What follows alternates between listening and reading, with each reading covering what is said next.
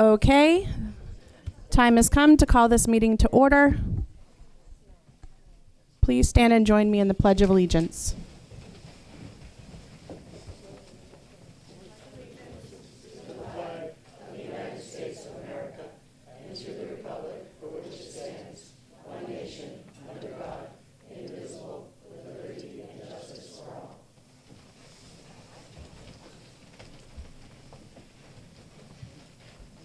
Another full house tonight. Thank you everyone for coming.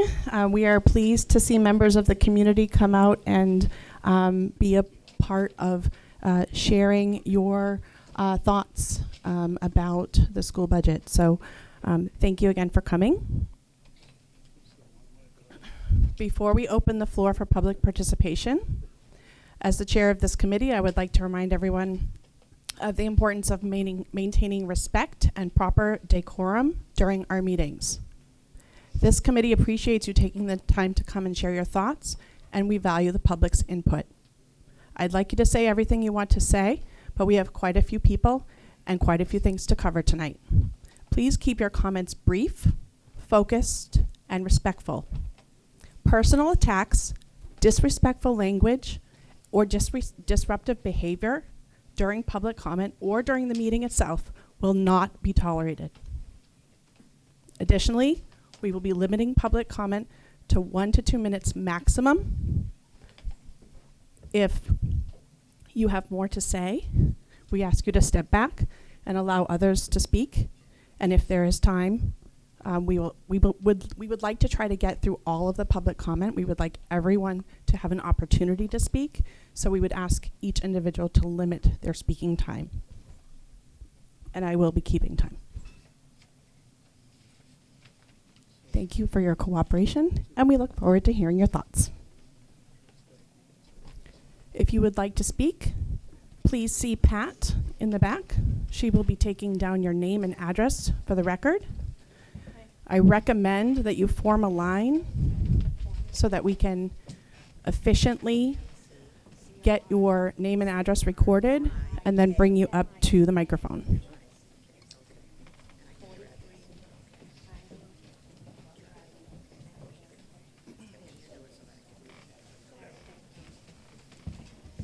Good evening. Barbara McCormick, 43 Island Drive. I've attended the last 4 budget committee meetings. I'm not a public speaker, so please bear with me. I'm speaking as part of the senior community living in Merrimack, and I'd like to thank all the members of the budget committee for all their hard work going through the budget items and questioning certain lines, especially Jennifer, keeping order in moments of heated discussions. I spoke a few weeks ago regarding living in Merrimack for the past 50 years. I understand there's inflation in the world, but this school budget reaching close to $100 million does not seem realistic to me. The population of students attending the school system has been declining, and the school board is asking for more money. If you look at the tax rate that the town sends out, you'll see that 67% goes to local, 7% to the state. That's a total of 74%. I understand the current ratio for student to teacher is 12 to 1, and that costs approximately $20,092 per student, and the national average is $14,295. I'm just wondering why Merrimack is so much higher than surrounding towns and cities. I also mentioned, you also mentioned about having to contract out to employment to contractors. I worked in human resources for many years, and contract employees are paid at a much higher rate than a direct hire. I do understand that the teachers have a union and salary increases are inevitable. But when the superintendent makes more money than the chief of police or the fire chief, that doesn't seem quite fair to me. Most of my senior friends are on a fixed income, and any tax creep is devastating to us. We are of a proud generation, and it is not our nature to ask for help. We like to pay our own way. I have a senior friend that recently applied for an EBT card. Yes, she was approved at a sum of $23 a month. And this year, for the first year, I'm 71, but I'll be applying for the elderly tax exemption. You also spoke about the rising increase of health insurance. Well, as seniors, we do get Medicare, but that pays only 80%. The other 20%, we have to go and get our own health insurance supplemental at a cost of $400 plus a month. And then we have to shop around for prescription, dental, vision, and it's very, very challenging that you can even get to talk to a person on the phone. I'm just going to have to ask you to wrap, and then you can Okay. come back if you have more to say. I would just like for you to think of us, the seniors, as part of this community and not have us feel like animals let out to pasture. My mother always told me to put money away for a rainy day. Well, Merrimack, get ready because it's starting to pour out. Thank you for your time and your attention. Thank you.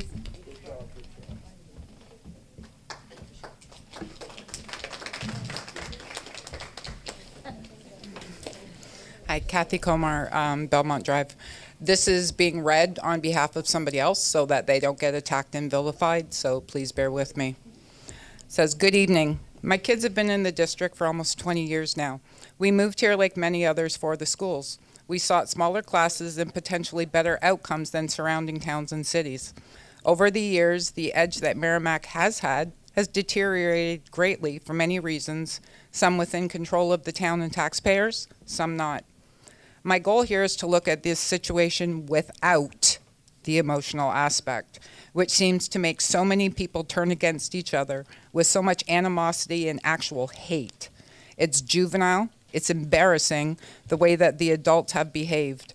When someone asked a question about capping expenses during a budget review process, perhaps with less than ideal wording, the adult response should have been not to pile on them, vilify them, shame them, or offer rude gestures and slurs. We should be ashamed of ourselves when this happens. If this is how adults behave, of course our students will suffer no amount of wit and wisdom or any curriculum that will teach our kids how to navigate life and have social interaction better than our own examples. How can we expect well-rounded, tolerant, resilient students if we do not model ourselves both at home and at school? I have many things to share, my thoughts on that I don't know quite where to start, so please forgive me if I overlap on issues. I will try not to. On curriculum, why, when we have so many expenses such as building repairs or even replacements, hiring issues, funding of programs, etc., are we seeking to replace more curriculum? To my understanding, there is no guideline on how often it must be replaced or for what reason. What we have is working, not perhaps with the amount of social guidance that some would like to see in the classroom. I keep hearing that Merrimack is unable to attract or keep teachers and paraprofessionals. Perhaps if changing the curriculum is not mandated at this time, we should forgo that for now in favor of the physical district needs and obtaining more staff. I will revisit this. I'm My going to fa- have to ask you to wrap there Okay. and come back and share your thoughts. Okay, That's okay. I'll just stop now and I'll. Thank you.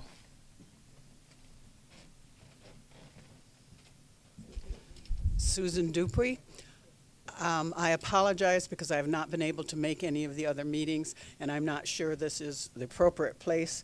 But I had a question on looking at the requested budget, and one of the line items is you're going to pay the federal government $1.5 million. Am I reading that wrong? It is a amount that is on both sides of the ledger. So it comes in as a revenue and it leaves as an expense. So there is a net $0 impact to the So- budget on that line item. Okay, so why is it added then at the end? Why is it an addition Yeah, I mean, do if you it's wanna going to be subtracted? You have to show it on the ledger. Okay. So All right, but We you're can going to discuss that. subtract, okay, we can discuss it as a committee, and because that's part of how you got to the 96 million. we can discuss it as a committee when we get to that department. Maybe that will help fill it in for you. Okay, and, you know, just to reiterate, as a senior citizen, my income went up 2.5%. You're asking for 3.81%, plus I think you're going to ask for a building, plus the town's going to ask for more. And, you know, I know that we need to educate our kids, but you've got to look for some waste or some way to cut some things. Thank you.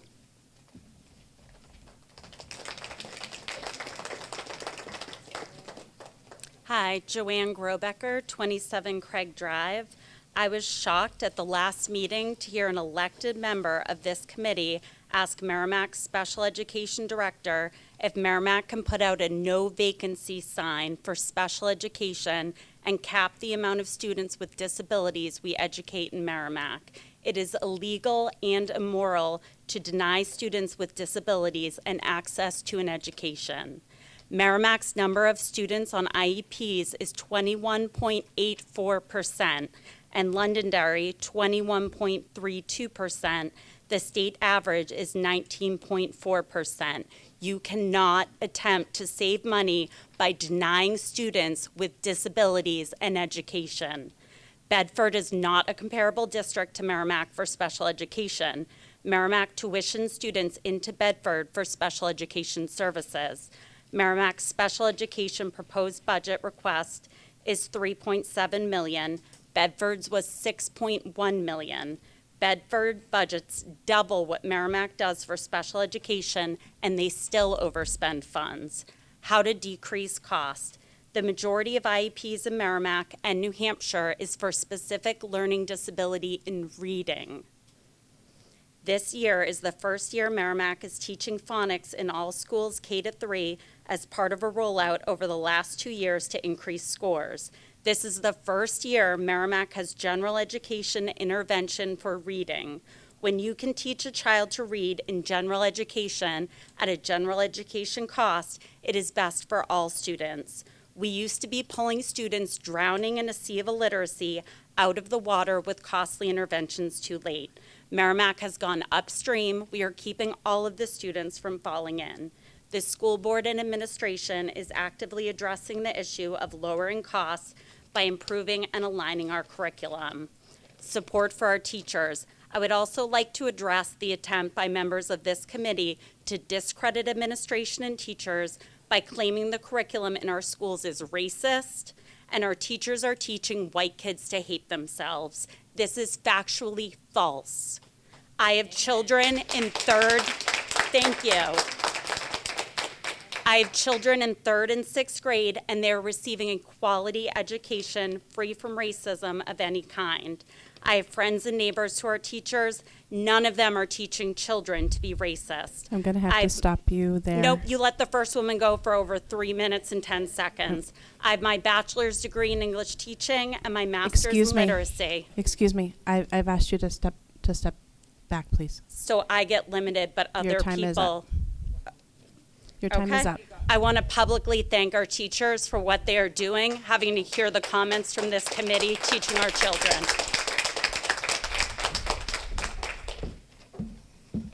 Hi, I'm Sarah Leland. I live at 149 Natticook Road. Joanne, that was great. Maybe she could say it again so it could sink in. I also teach at Merrimack High School, but I'm here tonight as a parent and a parent of 2 children who graduated from the district, and the district was great for them.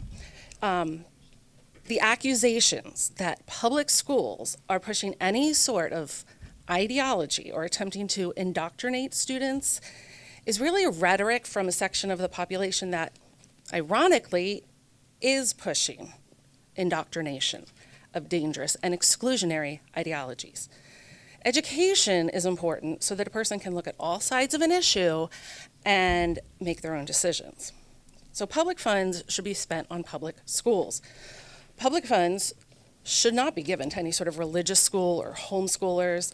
I don't get to decide now that my children are graduated that I don't want to pay taxes to fund the district anymore. We need schools funded properly so that we can have an educated populace.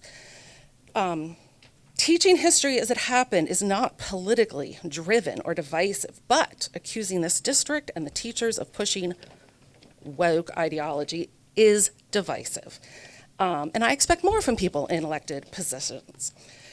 Some of the comments made by some of the members of this committee indicate to me that running for a position on this committee was not done in good faith in order to do good. Several comments from last week show a blatant and disgusting lack of empathy for students.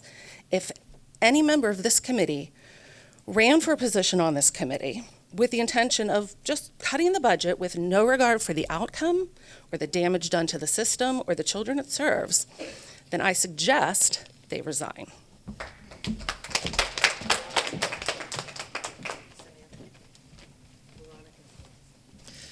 Hello, committee. I stand here today because we need to advocate for all students to ensure that every student has access to the resources and support they deserve in their least restrictive environment. Excuse me. I'm sorry, you didn't state your name. Oh, I'm sorry. And I your have it written address down for at the the record. bottom instead of the top. I'm Samantha Collier at 18 Souhegan Drive.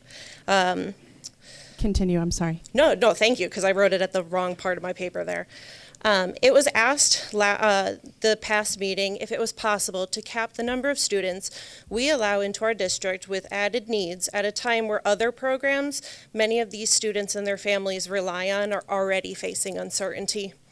Understandably, to most in this community, alarm bells were ringing. Every child has the right to an equitable education, including access to the support they need to succeed.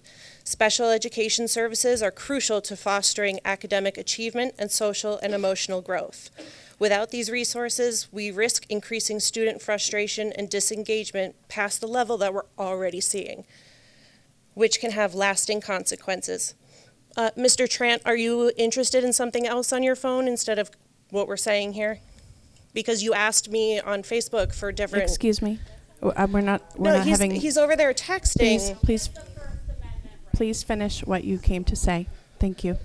Instead of asking if we can put an exclusionary no vacancy sign, we need to ask how to hold the state accountable for money they're responsible for allocating to our schools, as New Hampshire ranks at the bottom of the list regarding funding public education. I understand this isn't a matter that can be resolved solely locally here in Merrimack. However, I know enough to recognize the implications of restricting access to students and the fear those words can cause. We've left that thinking in the past. Let's not bring it back. Thank you. Veronica Pelletier, 107 Indian Rock. I normally don't come to these things or speak in public or really talk to people that much.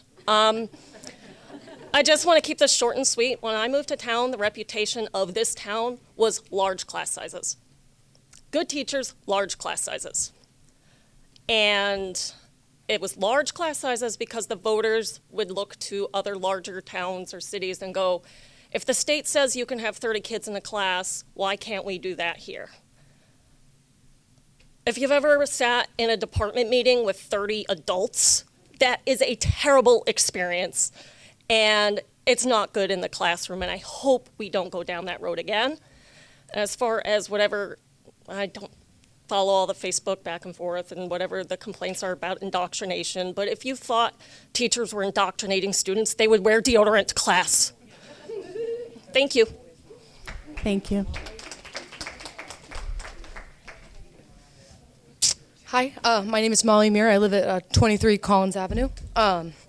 Okay, so I'm a 2018 alumna of Merrimack High School and the district special education program. Though I may not share the physical and stereotypical characteristics of a child with accommodations, having an IEP through grades 1 through 12 was essential for me to become the woman I am today. Since 2018, not only did I graduate from high school, I have since graduated from college in 2022 in the top percentile of my class, and I now currently work in public safety at a neighboring municipality.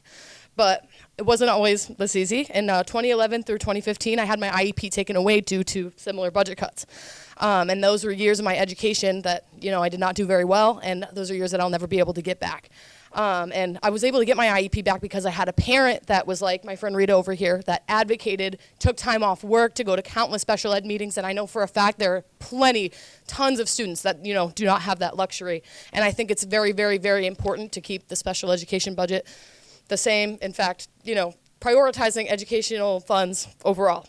According to the National Center of Education Statistics, approximately 36% of IEP and 504 recipients are just like me, a brilliant mind, but they simply need a little organizational help.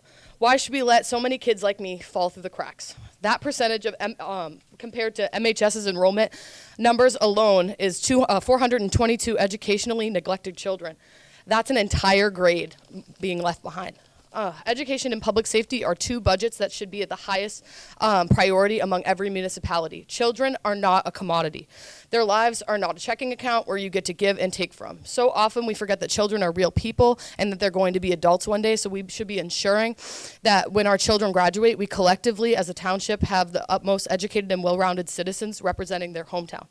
When a town or city builds a new park, strip mall, or tourist attraction, we view it as an investment to our property value. Why can't we view school funding in a similar light? By investing in our children's education and providing a safe outlet for children to learn, allowing students to take advantage of the same educational and vocational opportunities that I had, so they can, in turn, become well-rounded citizens. Whereas areas that don't invest as much in education tend to have higher rates of crime and poverty, which makes housing values go down.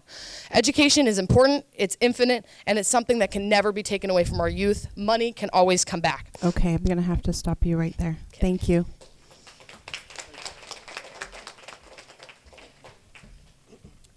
Hi, Virginia Hill, 3 Pondview Drive. I want one thing to be understood here, that all of us are here tonight for one thing, and that is because we have the best interest of the children and the future of our students at heart and in mind. Otherwise, we wouldn't be here. To anyone that suggests the contrary, well, that's just mean, cruel, and absolutely untrue. Why would anyone suggest that? Why? Why? Because we're asking for a choice to vote on? Because we want to see more transparency and accountability? Because we're asking for the same thing that is being asked of us. That ask being that if we, the taxpayers, need to adjust our budgets and spending due to a rise in our taxes, which many have made clear will indeed impact their budgets, then we're asking the same thing of the school board. Take a look at your budgets and see how you can make it work. See, and ask the same thing that's being forced upon us. It's not an unreasonable ask of the schools. The families who are opposed to this budget are painfully aware of the economical impact that it will have to their families. If this is accepted and the school gets the funds that they want, the families of our students will be having to make hard decisions in their own budgets. Do we pay our taxes or feed our children? Do we pay our taxes or clothe our children? Do we pay our taxes or keep our children warm? Do we pay our taxes or lose our home? Many elderly on fixed incomes have come here and have spoken their opposition for very personal reasons. And they are told they don't care about the children. These people have lived and worked and raised their families in this community. I can say that I know firsthand that we do not care about our elderly in this country the way we should, the way they deserve. Where is the concern for them? Where will they go if they lose their homes, if they are taxed out of their homes? This attitude seems to be a kick in the gut to the elderly.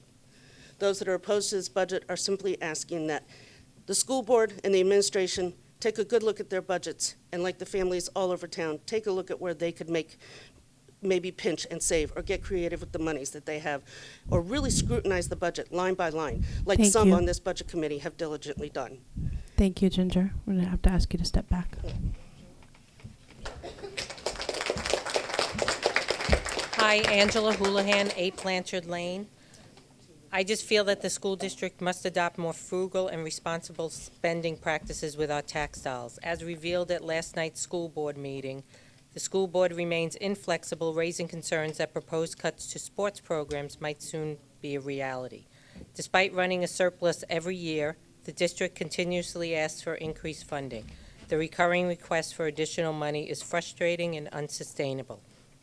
I join many voters in our town demanding the chance to vote no on excessive spending. We hear the school board's claims that there are no alternatives, but we, the taxpayers, are demanding a choice.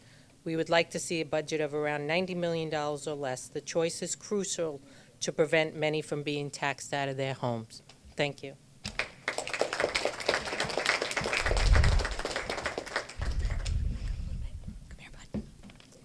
No, he's going to be shy. My name's Karen Mortimer. I live at 5 Everest Drive, and I'm here with my son, Tyler Mortimer, who's a freshman at Merrimack High School. I want to make something clear. The suggestion last week was not to cut funds. The wording we used was, can we cut or put a cap on the number of students with disabilities? If anyone has any question about the words used, the video is out there. I've shared it. It's been viewed 9,000 times. Words matter. Words matter, Mr. Trant. You said you wanted to cap the number of kids like my son. So I'm kind of glad you said it, because I think it exposed something that parents with kids with disabilities don't get to share very often, and it's how biased and discriminatory people can be. For anyone to suggest that a group of students be excluded from funding for their education because of a disability is straight discrimination. You're entitled to your own opinion. You are elected board members who speak for the town, and I am all for cutting taxes and lower taxes, but not at the risk of my son. What your dollars do is they provide bus transportation so he can get to and from school. He can't take a regular bus. So how dare you say you put a cap? I understand spending needs to be looked at. There are many things people can do at the state level to support bills that also impact tax dollars. There was a recent bill on the voucher program. The voucher program, they are suggesting they take off the income cap limit for vouchers, allowing anybody, regardless of your income, to take your tax dollars and go to private schools or Catholic schools. You can write in testimony. And I find it interesting that a member of our budget committee submitted testimony that says, "Please, for the love of God, make education of freedom accounts for all. I have been horrified by the politically Thank diverse you. changes I appreciate- in curriculum published by Excuse me, public schools." Karen. My son Karen. came home from Karen. kindergarten Excuse and me. said he felt bad Your for 2 being minutes white. is up. Please step back. So I And continue like your the comments first person afterward. that spoke, I question why excuse me. people sought these elected I officials. appreciate that you came forward to speak. Definitely want to hear what you have to say. Your time is up. Thank you. I'll be happy to share the video with anybody that wants to see it. Next.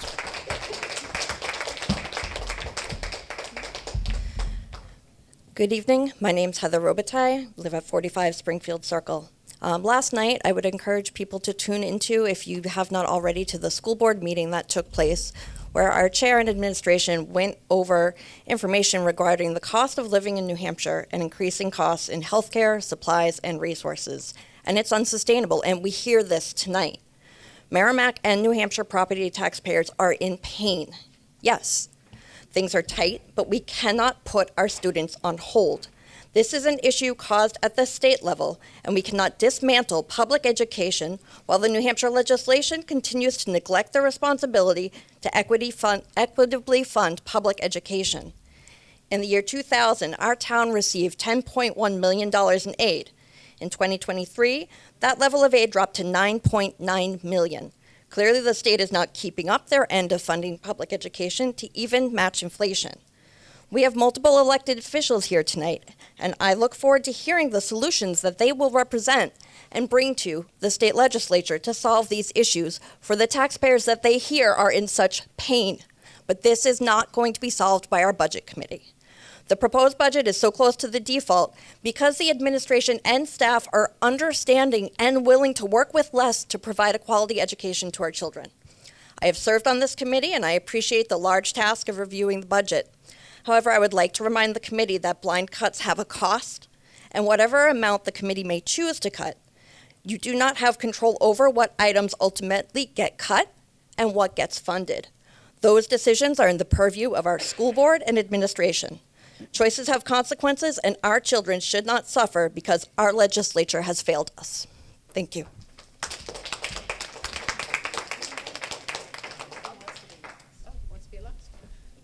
Kathy Comar, Belmont Drive, reading page 2 of somebody else's story. I have multiple children.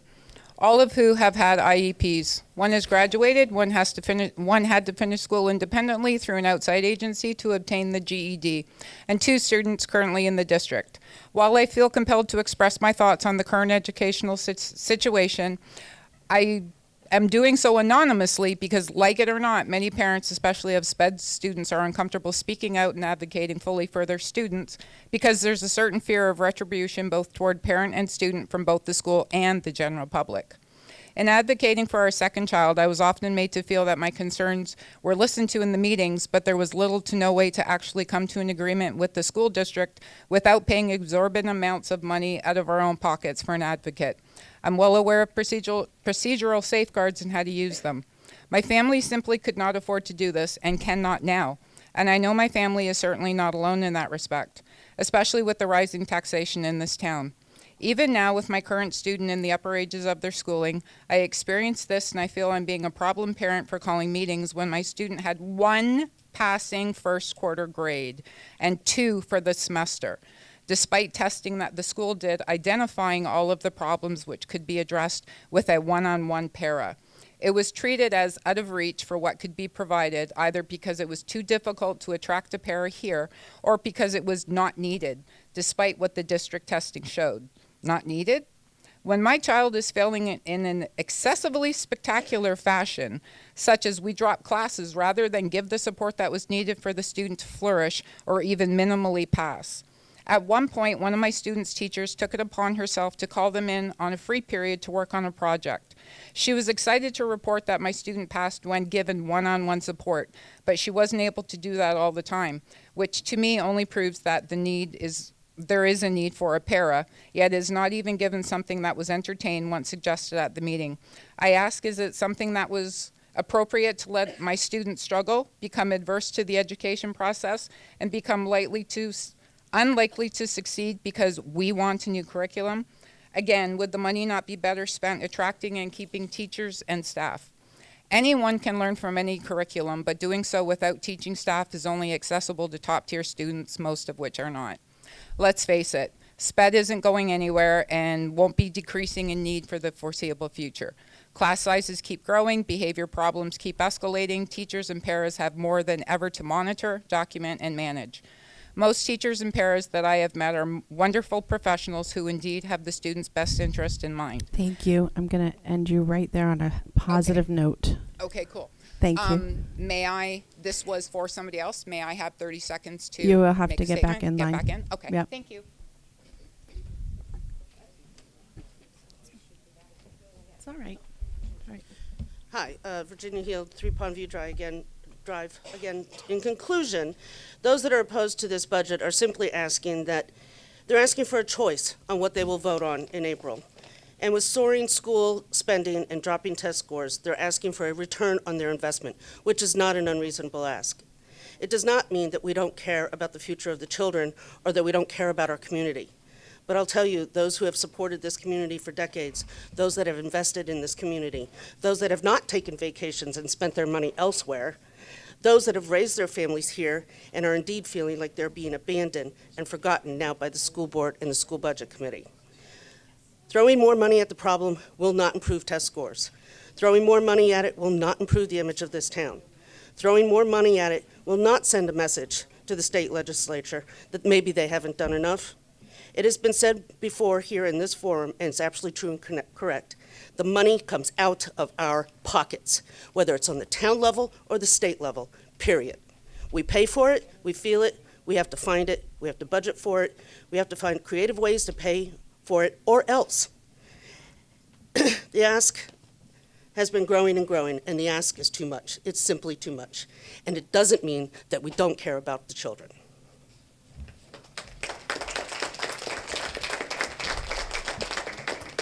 Well, I was going to read Karen Mortimer, still at 5 Everest Drive. I was going to read the rest of Mr. Santorelli's testimony supporting a bill that takes your funds from your pockets and fund his wish to go to a school that doesn't teach his kids to be racist, I guess. I haven't said anything disrespectful. I clarified that the words that were used were capping children, not funds. That's discrimination.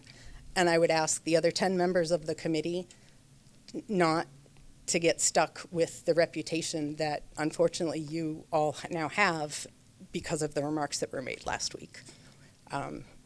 The community, there's been a lot of talk on Facebook, and not many people disagree, I guess. So I'm just stating the facts. You're discriminating against my son, and I would ask that you not make it part of your budgetary policy. Also, weirdly enough, Brian, your wife texted me. Excuse me. Excuse me.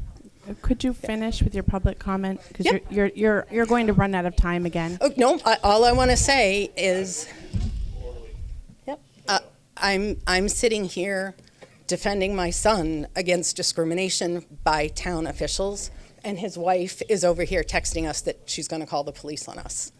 So. I'm glad you admitted that on television, so now everybody knows you've been made aware. So stop Excuse me. chaos on social media. This is a personal matter. Yep. This is a personal matter. Please move on with your comments. My issue is you cannot let board members discriminate against the students that you're supposed to serve.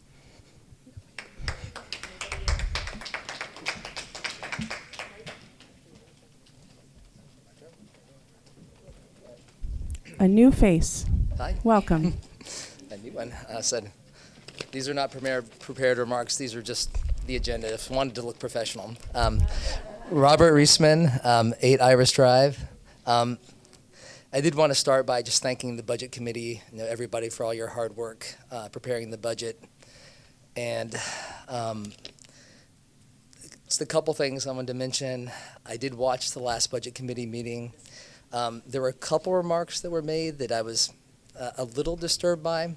One of them being stuff that was already mentioned, which was somebody just floated the idea of proposing a cap on special education students, which we know is not legal or moral. But also, on top of that, the other one was proposing this idea of funding the schools through donations, which we know, everybody, most parents here are taxpayers as well, and also donate money on top of that for athletic supplies, school supplies. So parents are already contributing a lot, and I definitely empathize that everybody's struggling financially, and a lot of that's out of the control of anybody in this room, including the budget committee, taxpayers. There's, declining commercial valuations, increasing residential burden for the valuations, declining state funding. And it kind of creates extra stress, but still I want to advocate that we fund education and keep moving in a positive direction. The budget this year is so hopefully a small enough increase. It'll still allow us to maintain our growth in terms of the outcomes we're seeing, the hiring of teachers, and just moving in a positive direction. And I just want to, on that last note, I want to thank all the teachers and the paraeducators and all the amazing school staff we have in this town. All right, thank you very much.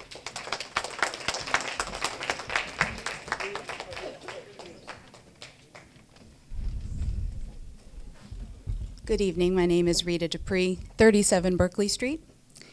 The purpose of a school budget committee is both to review and recommend a school district's budget, as well as to ensure that that budget aligns with district goals and complies with the law. There's been a lot of spirited discussion about problematic comments made at last week's meeting, and while it was likely that the comment was not intended to insult a protected group, it nevertheless was hurtful to students with disabilities and their families. And while the question itself might not have entirely been unreasonable, it was problematic in the way that it was asked. Full stop. I appreciate when someone dedicates their time and energy to run for an elected position, hoping to serve on boards and committees that can enrich our town. It is a commendable path, and I thank you. It's one that I'm not able to do due to the responsibilities that come along with caregiving for a child whose disabilities require tremendous amount of one-on-one support. Moving forward, It could be worthwhile for current and future elected officials who are part of negotiating financial and educational decisions for district students to familiarize themselves with federal laws that impact all students, including those who are also members of protected classes. As a professional who develops and presents information about disability education, and I've worked with this and other districts, I would be more than happy to sit with any of you on the board and make sure that you have the information that you need in this area so that we don't wind up in the boat that we're in right now with the heated feeling in the room. You'll find my contact information below. I have copies for all of you. Thank you. Thank you.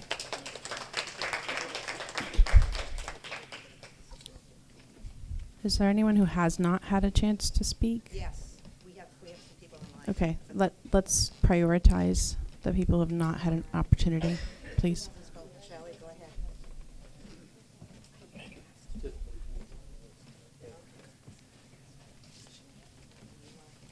Good evening. My name is Shelley Usinski. I live at 3 Forest Drive. I just wanted to, there seems to be a little bit of confusion as to what this budget committee does. But I'd like to just point out, you obviously know, but maybe the audience doesn't, that the budget committee is elected by the taxpayers of this town, and the budget committee represents the taxpayers of this town. So that's a very important distinction to everyone in this room. Whatever the issues are with special education, it's the school district and the superintendent or someone that represents special education in the town to bring forth their issues to you, all the while knowing that you represent the taxpayers. And we hope that, I certainly hope that you remember that. And I have just one question. There's an article, it's entitled School Funding and Special Education Update with latest 23-24 school year data. Now, I haven't read through the whole PDF that's on here, but I do have one question. And it says that in the 2023-2024 legislative session, I believe in the state, it's called House Bill 1813, requires students to receive care, meaning special education care, until their 22nd birthday. Can anybody confirm that? Is that true? Okay. All right. Thank you. Just asking that question. Thank you.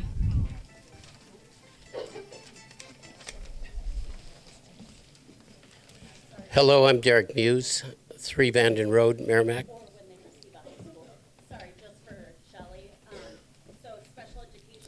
Garrett, you can continue. You're speaking with the committee, and that's just noise. Yeah, Go ahead.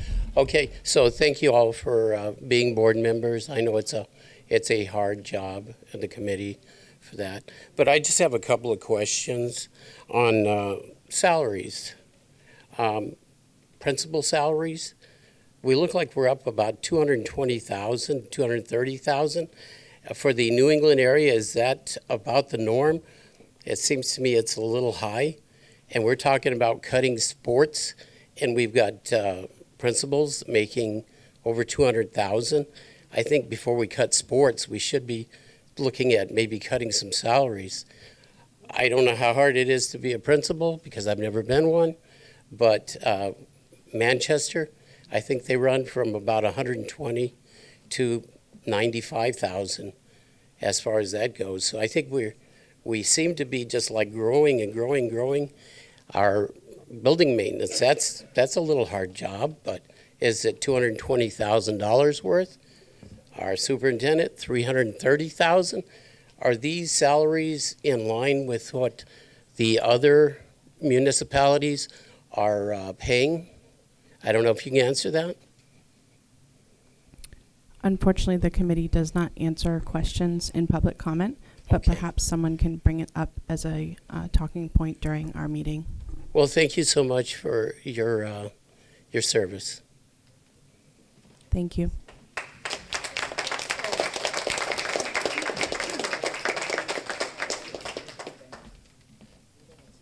Allison Fee, 5 Rocky Ledge Road here in Merrimack.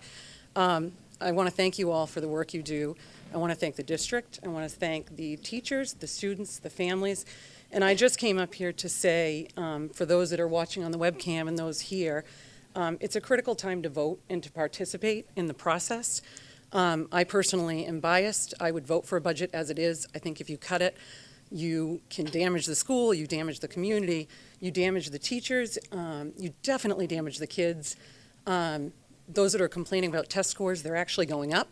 If you take that budget down, it's likely that those test scores will come down, that the home prices and values will come down. There's so many things that go on with that. So I just came up here to say thank you and just to reinforce that you need to participate in the process and you need to vote. Thank you. Thank you. We do have quite a few people participating in the process tonight, so that is refreshing to see. Rosemary Rung, 21 Ministerial Drive. I do want to correct a comment that a previous speaker made that taxpayers vote on the budget. Voters vote. Voters may be taxpayers, they may not be, they vote, but they may not be paying taxes. And there's a lot of people in town who do vote who don't pay property taxes. But anyway, I'm here to thank everyone that's spoken, particularly those that recognize the role of the state in local property taxes. We are not doing our job in Concord. We are putting so much burden, pitting neighbor against neighbor, in order just to be able to support our schools, and that's not right. If anybody has time to kill in the morning, I have a bill, HB 197, that's being heard in Finance at room 212 in the Legislative Office Building, which will be providing 7.8% back to school districts and municipalities to help pay for the state's portion of the retirement fund. Those of you who've been around as long as I have, and I can say I'm elderly, I'm on Social Security, I am on Medicare, I only make $100 a year. But back in, I think it was 2012, 2013, the state, who had originally committed to paying over about 35% of the premium of the state employee retirement system, reneged on that. And if you were around then, you saw your property taxes jump. And we're trying, there are some of us in Concord trying to restore some of that. So we are working to get at least 7.5% restored. That will help. I've been adamantly opposed to EFAs, and I went to Catholic school. My parents didn't take any government handouts. They sent their 4 kids to Catholic school. We didn't go on vacations. We forewent a lot of things. And I'm opposed to them because I believe that we need to not put public tax money into a program where there's no public accountability. This is the beautiful thing about democracy is we're all here and we're talking and we have input, but money going to an EFA, we wouldn't have that input. We wouldn't be able to debate sports. But I do want just to commit to everyone here that I'm working hard in Concord to keep our property taxes down, to provide more state revenue to offset the cost of public education in Merrimack. There are some communities that pay a fraction of we pay, and they spend $10,000 to $15,000 more per pupil. And I'm talking about Moulton Borough, New Hampshire, for the same assessment. They just don't have as many kids as we do, and they have a lot of expensive property. So I welcome anyone if they want to talk to me more about this, or if you look at the budget, don't just look at the spending, look at the revenue side, because if we can increase that revenue, that outside revenue, it will offset what needs to be raised in local property taxes. And I do want to thank all of you for your service. I especially want to thank the administration and the teachers of our district and the support staff, because during budget season, it seems they always take a hit, and they don't deserve that. They do a great job. Thank you.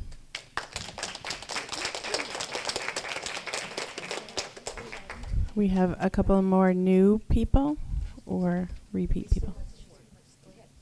Okay. Okay, so earlier I heard somebody talk about, my name's Molly Muir, 23 Collins Ave. Earlier we had an individual speak about a return investment when it comes to putting money into the school district and vice versa, and how it harms, that might harm other communities. I personally think that they're, with the average median household income being about $24,000 a year in the town, I feel like and with our high taxes, there should be no reason why we can't accommodate both. And I think that the return investment on that is our children.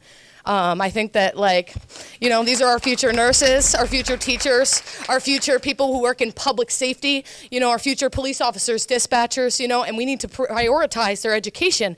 I'm not going to say who, but I have a direct family member who works in a different school district, and a lot of Gen Alpha can't read. And we're going to take more funding away from them?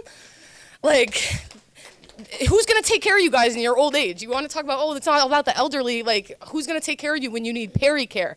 When these kids can't get a diploma, they can't, you know what I mean? They'll never get into college because they're constantly held back because their schools are massively underfunded.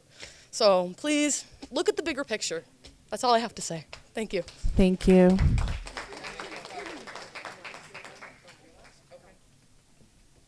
Kathy Komar. This is me speaking as me now. I just have one comment and one question, and I know you won't be able to answer the question. When is it okay for board members to yell at people that are in the audience? And second question, when is it okay for committee members to get up and leave in the middle of a meeting before it's been adjourned? Absolutely disrespectful.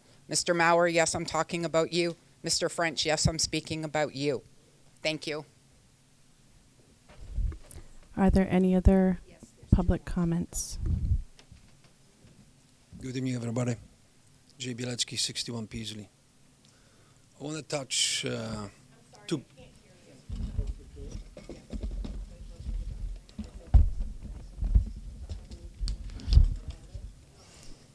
Are you going to charge me for that? That's going to be free.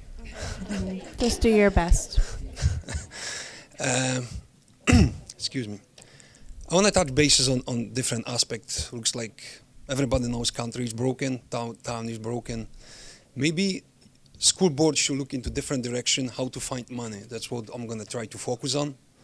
So I'm going to jump to half of my speech I prepare.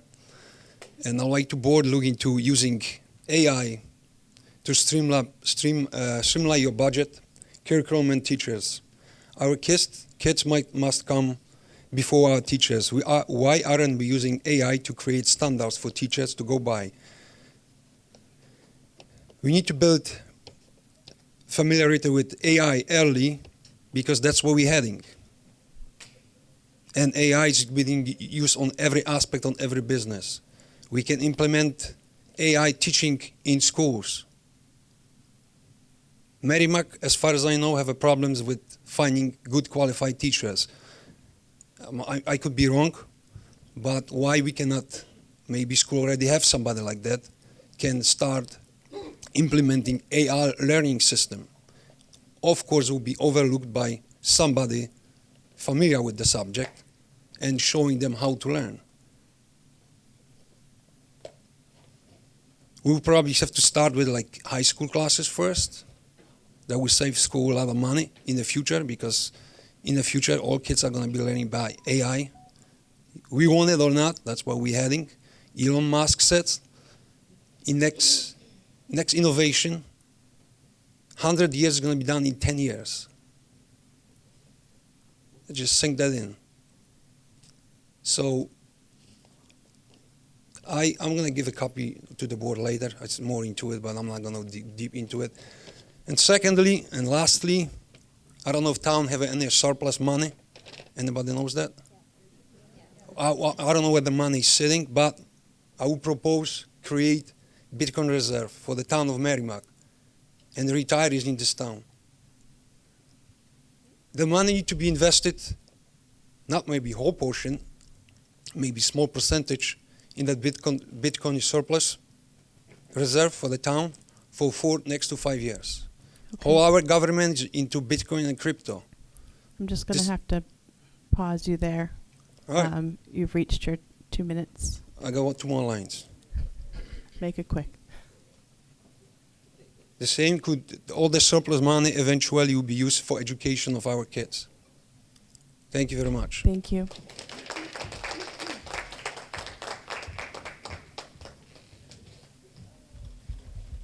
Hi, Jenna Hardy, 59 Peasley Road. Jen, I'm going to ask that maybe I be given a little extra time because I came here to make a comment as a parent, but I took some notes and I'd like to at least clarify a few things as in my role as the vice chair of the school board. I will keep it brief. I'm not going to go on for 20 minutes because I have a kid to pick up. 12 seconds. I'm Just start sorry. over. Well, I just want to explain. I'm wearing 2 hats. I came as a mom, right?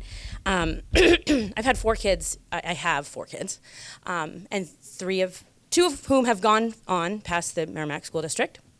They have not passed away. They are past the Merrimack School District.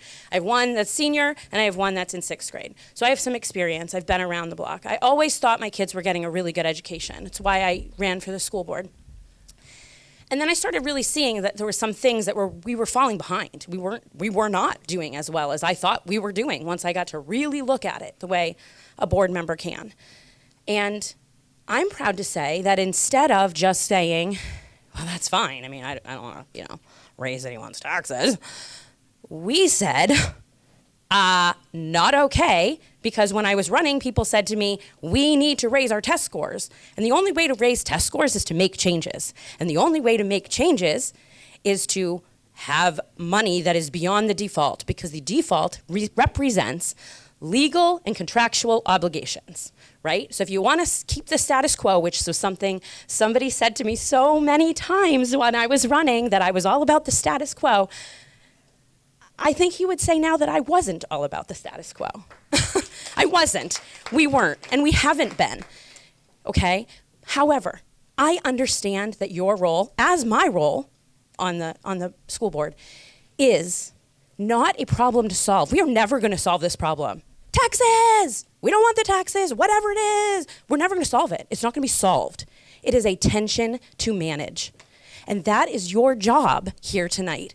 Your job is to manage the tension between, yes, the homeowners who are saying enough is enough, right? We can't solve the state part. Thank you, Rosemarie, and all the rest of you that are working on that. That something does need to be done there, right? But something also has to be done here. But we cannot go back, okay? So one of the things someone said, Ginger, it was you, dropping test scores. So you're at 2 minutes. Okay. I'm going to try to answer some of the questions people had and give some facts. I would like you to step back from the mic because you're at 2 minutes. If you would like to get on our agenda to answer questions and represent the school board, I would invite you to do that. Tonight? But no, not for tonight. Okay. But public comment is for public Okay, so I comment, not for respectfully- representing the school board. Okay, but when Lori Peters came, she was able to absolutely represent the school And board. I have also taken a moment to let her know that that was also not appropriate. So, Okay. Thank you. Yeah, actually, I'd like to put my name back on again. Are there any other public comments? Yeah, I would like to finish my part, J. Bielewski again. So my question for board is, have a board ever look how to save money, where to save money? It seems like salaries are biggest expenses. And since we have a hard time to find good qualified teachers, according to my neighbor, how we can cut somewhere, since everybody's broke in this country pretty much, or we know that, it's not a secret. We don't have a printer in this town, so we cannot print the money. So how are we going to find the money? The best option, I guess, is looking into those AI agents or humanoids, how they call them, and eventually kids, older kids, they can run this by themselves, like Dutch department hired by Musk, five, 6 kids. They destroy accounting in this country in a couple nights and expose all the corruption. Kids today can learn pretty much by themselves with somebody overseeing them and helping them out to get them in the right direction. That's one of the items. And second, like I said, invest some money, probably sitting in the bonds or something like that. That would be my guess. I'm not familiar with the subject, but put the money all in the Bitcoin reserve, and 4 or 5 years from now, we should have enough money to spend on extra stuff on kids. Those got drastic changes, something more innovative than what we used to it, but can be done, especially with this new government we have, which is pro-blockchain, pro-crypto. We're heading in one direction, AI world. Thank you very much. Thank you. Okay.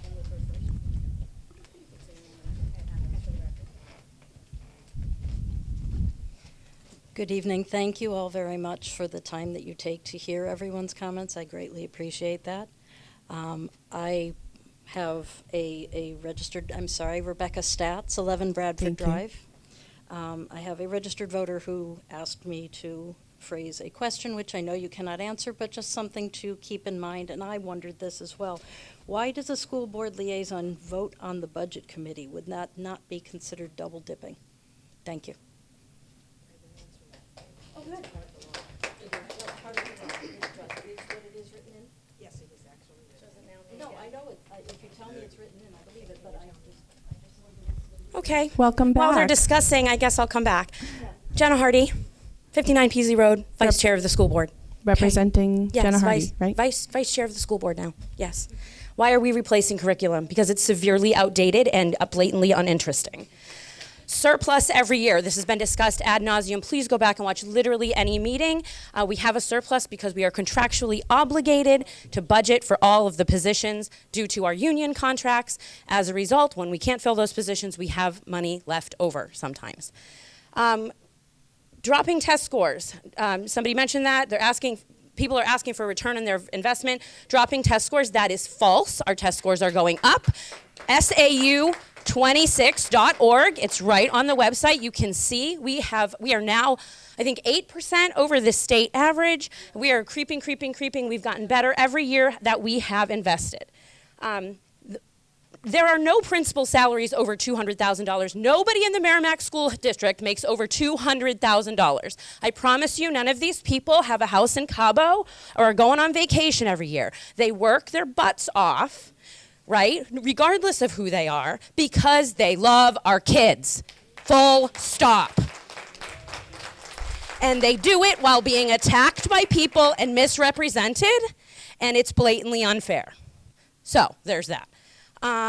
Last thing I'll say, somebody said what we would like is a budget of $90 million or less. That somebody also said no cuts to sports programs. If you drop the budget to $90 million or less, we have a responsibility to educate students, not provide football, hockey, soccer, blah, blah, blah. I love sports. Please don't do that. Nobody wants it. Nobody wants it. We won't have a choice if that's what you do.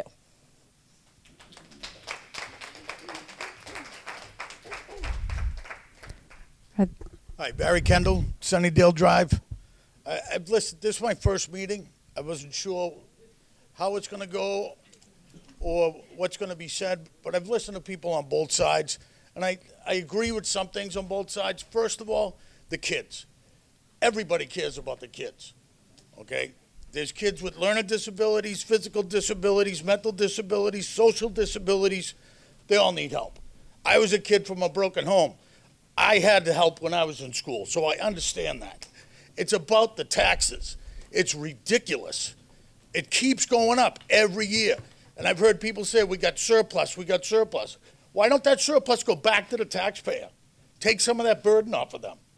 Every year this cost goes it just gets out of control. When you have a budget at your house and you're running out of money, what do? You tighten your belt. Why can't the school board tighten its belt? People have a responsibility to the taxpayers. You're going to price these elderly right out of this town. That's not fair. They built this town. It's just not right. I want to know where the money goes. Every year you have a budget that increases, and you have a default. That's pretty much the same thing. So you're getting what you want, but where's the waste going? We need to know where the waste goes. It needs to stop. Thank you.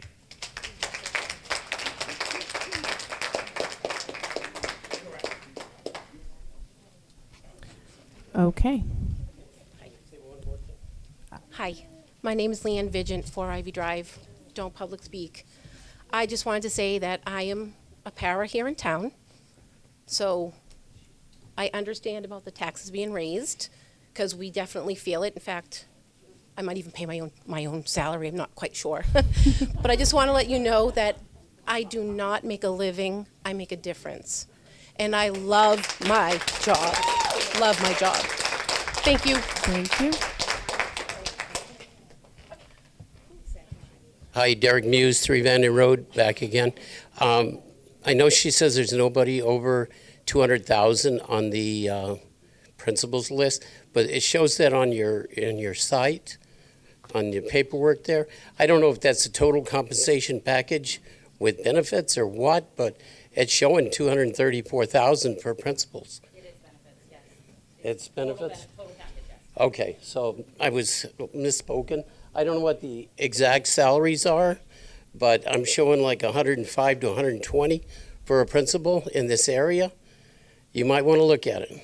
And as far as sports goes, I know you got to cut them if you got to cut them, but every time the kids come around and I have to buy things from them just so they can play sports. It never happened when I was a kid. I never had to sell flowers for somebody to buy so I could play sports. I just don't think it's right. Thank you. All right. I'm going to be quiet for 1 second to see if we have any more burning public comments to share. Thank you, everyone who came out to share your thoughts, your opinions, your frustrations, and your rejoices about this topic. It's a difficult one. We realize that the community is split in many ways. Let's face it, our country is split and polarized. I think everybody on this committee is working toward the same goal, which is to try to make sure that we have a quality education here in Merrimack that is prudently financed and affordable for our community as well. There has to be a balance to that, and we will move forward with our process tonight to get into the weeds of all of those things. Thank you again.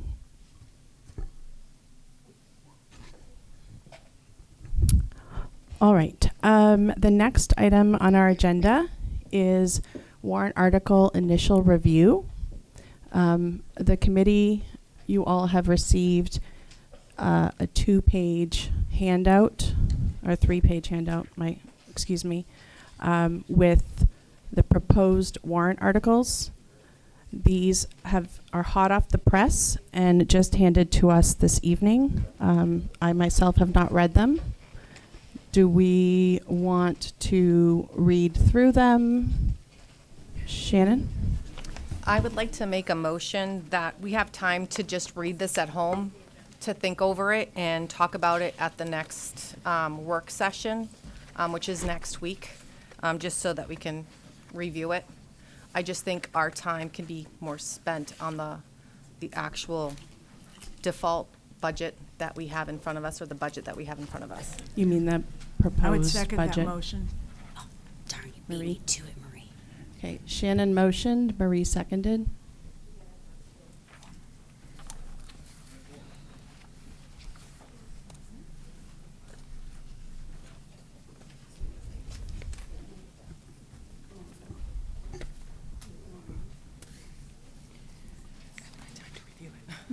No, I was trying to just, really quickly, but the other one is, how can we vote on that? The motion was to defer the discussion and vote on the warrant articles to our next meeting.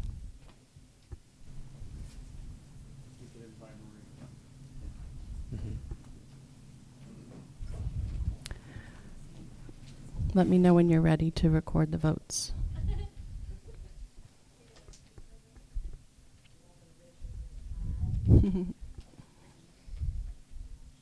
Would anybody like to speak to the motion?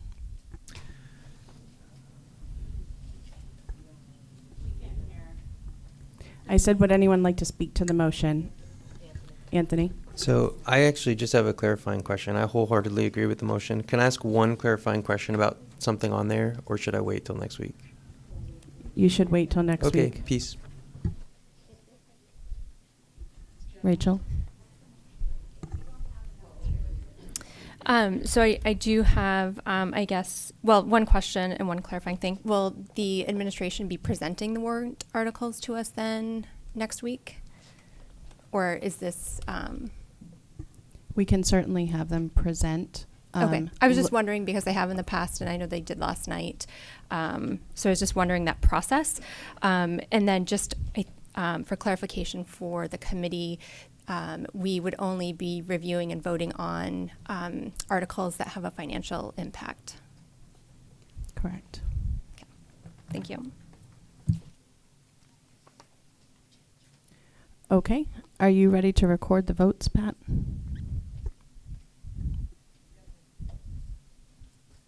I just wanted to make sure you were ready. Okay. So all in favor of the motion to defer discussion and vote until next week's meeting, raise your hand.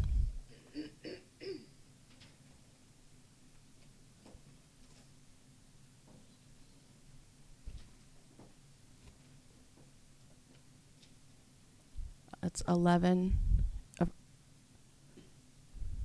Those opposed? 2.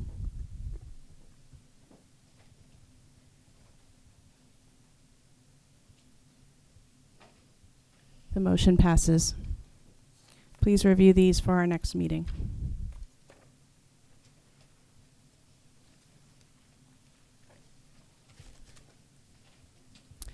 Okay, the next item on our agenda is to engage in our work session on the budget recommendations by department. The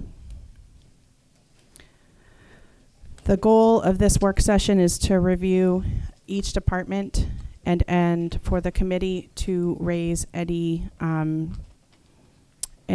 expenditures in the section of the requested budget and identify any areas for further discussion by the committee.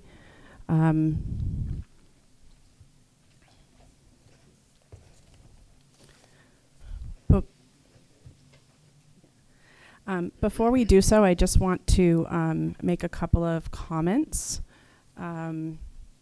This is mostly for the public because we have so many people who are attending and watching now. I want to make sure that people understand our process. So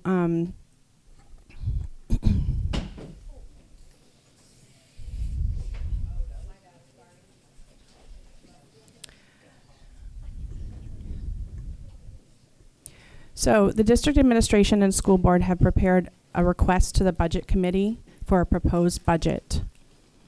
There is also a default budget that is calculated based on last year's budget plus contractual obligations, less one-time expenditures.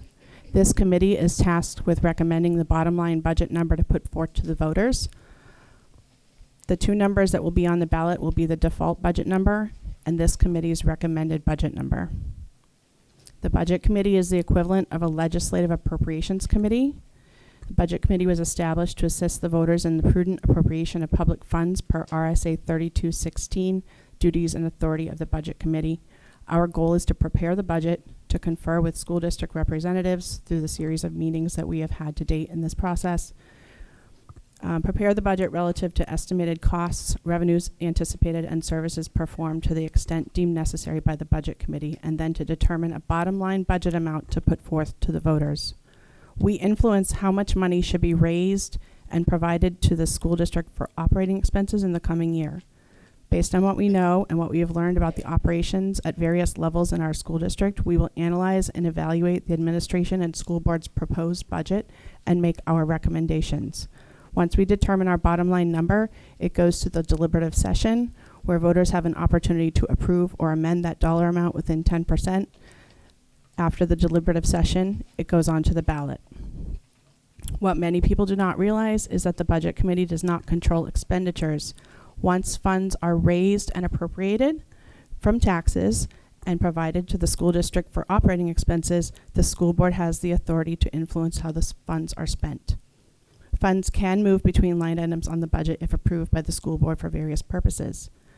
Let's be careful in our discussion to refrain from using language that implies that we are deciding what will happen with the funds. We are not deciding what expenses will be kept or cut. We only put forth to the voters a proposal for what money might be raised through taxes to fund the district operating expenses for the coming year. Members of this committee have engaged in asking great questions and learning as much as we can about the needs of the district for the coming year. We have heard from the public through public comment at each of our meetings, and we are tasked with putting forth that bottom line number for voters to have a choice on the ballot, the budget committee's recommended budget or the default budget.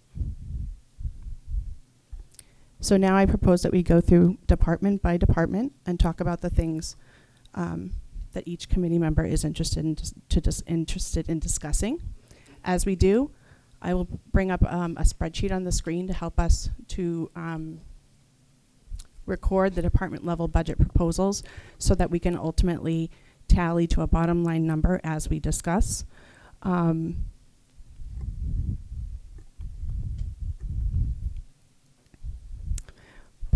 Okay, I'm going to get started with pulling up that spreadsheet, and I think we're going to start with the food service department since that is a self-funded department, and I'm thinking it probably doesn't have as many questions as some of the others. Are there any members of the committee that would like to discuss the food service department? Naomi? I actually don't have anything about the food service department, but I have a couple of general comments I would like to make to the committee and to the public before we begin thinking about the budget overall. I was listening to all of you as you spoke, and I'm really grateful for everyone who came out. It's important that everyone in town be a part of this process, and I hear people who are struggling, and I just want you to know that I hear you, and there were some questions that came up that I wanted to address a little bit. There's a lot of research I've been doing as we prepare for this budget analysis, and I'm probably going to skip around a little bit. I'm going to try to keep it super short because we want to get to the working on the budget part of this. A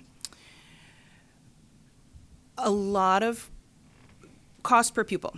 I want to talk about cost per pupil. Right now, Merrimack spends per pupil, we're right on line with the average cost per pupil in New Hampshire. And I went back and looked at a 5-year history, and in that 5 years, we have always been right at average with cost per pupil. I know that for folks who are hurting, that doesn't necessarily help to hear that. The reason I bring it up is because it's not out of control. It is very in control. Our costs are growing, but they're growing at the same rate as everyone else in the state, which goes back to this is a state problem. This is not a town problem. Test scores. A couple of people have said, I've heard that our test scores were going down. I've heard that our test scores are going up. The reality is our math scores are about steady, and we're just at average. So if you compare Merrimack to the rest of New Hampshire, the average for Merrimack is the same as the average for New Hampshire. So we're right in line. And the math curriculum is the only major curriculum that the school board has not yet addressed. Our English language arts and reading scores are going up. May I just pause you for a moment? I would like to have us stay on task, and it sounds like you're providing what we normally do during committee comments when we respond to questions that have been asked. So I opened up the floor for discussion of the food service budget, but you're not speaking about the food service budget. So I would respectfully like to ask you to please share your comments, but not at this point in the agenda. I believe they're relevant because they go back to the concerns raised by the folks in attendance, and I understand. They're important to the discussion that the committee is about to have about the budget. I understand, and you can share your comments during committee comments. Which that is will when be we respond to after public the comment. work session and after the decision has been made. How does the rest of the committee feel about that? Would they like me to finish, or would they like to move on? I think that I move that I be allowed to finish my comments, maybe 3-4 minutes. I'll second for discussion.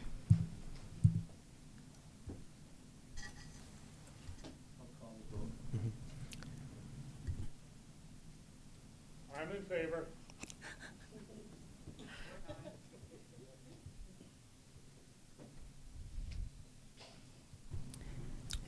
If you're in favor of Naomi continuing her comments at this time, please vote in the affirmative.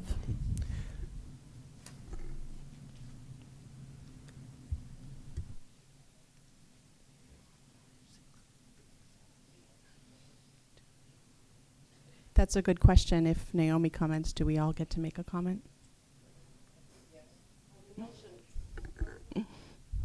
That would.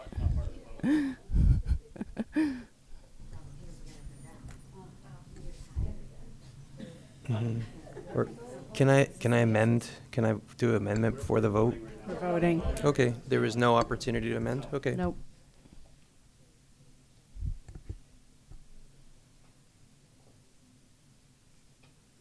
Those opposed?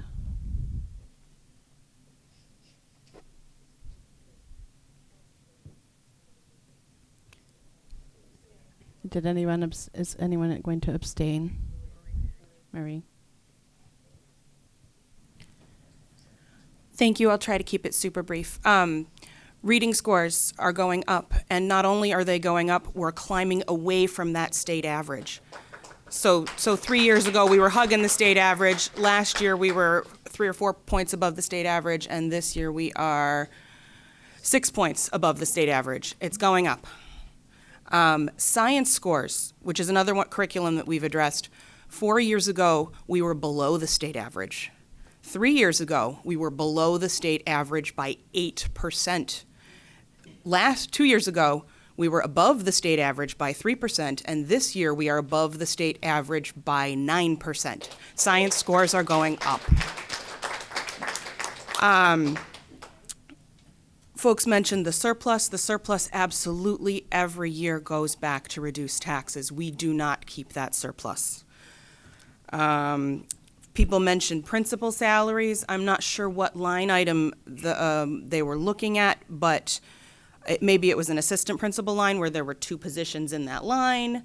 Maybe it was inclusive of other stuff. Let me see, our principal salaries. Some of them are around $100,000. Some of them are a little more than that per year. And that's a professional position. It's 12 months a year. They work long hours. They work outside of regular business hours. Let's see. Return on investment. Those test scores I just talked about were return on investment. Our investment is average for the state. Our return on investment is above average. Someone mentioned training on new curriculums for teachers. Lots of districts don't do that when they implement new curriculum. Our district has. We've done lots of intensive training for our teachers on these new curriculums, and that is why we're seeing those, part of why we're seeing those increased results. Other than test scores, our graduation rates are also going up. There's another metric by which we're improving. I really appreciated whoever it was who said the comment about how the tension between the tax rate and the budget is something that needs to be managed, because it does go to the fact that, you know, nobody here is wrong. And we're going to have to find a compromise, and it's going to be challenging, but I really wanted to drive home the fact that this spending is not uncontrolled. My last point was that it's below inflation. Over the last 5 years, the school district's budget, the amount we appropriated, has been 2.5% less than the inflation over that same period. And we saw a slide at the school board meeting last night where health insurance, which is 25% of our budget, has gone up like 250%, and inflation had gone up like 50 or something percent. Those numbers are probably not right, don't quote me, but it was that the difference was that stark. A quarter of our budget has gone up vastly higher than the average rate of inflation, and yet we've managed to keep it 2.5% below the average rate of inflation over the last 5 years. That's all I've got to say. Let's move on. Thank you for the time. Is it okay if I also make a comment? I mean, can we have a Hey, little bit we of opened prep up the discussion? floor. We I might as know. well. Go And ahead. would you mind if I showed a picture? Because it's a very important picture that speaks to a Point lot of what order. Naomi was just saying. We didn't open up the floor, we voted on one issue. If And- we want to do this, make a motion to do it, and then we can vote on that. I make a motion that not just Naomi is allowed to speak. Do I have a second? I'll second it. Can we vote? Okay, let's vote. If, Brian? So the motion is to allow others to speak at this time? If you're in favor of the motion, please raise your hand.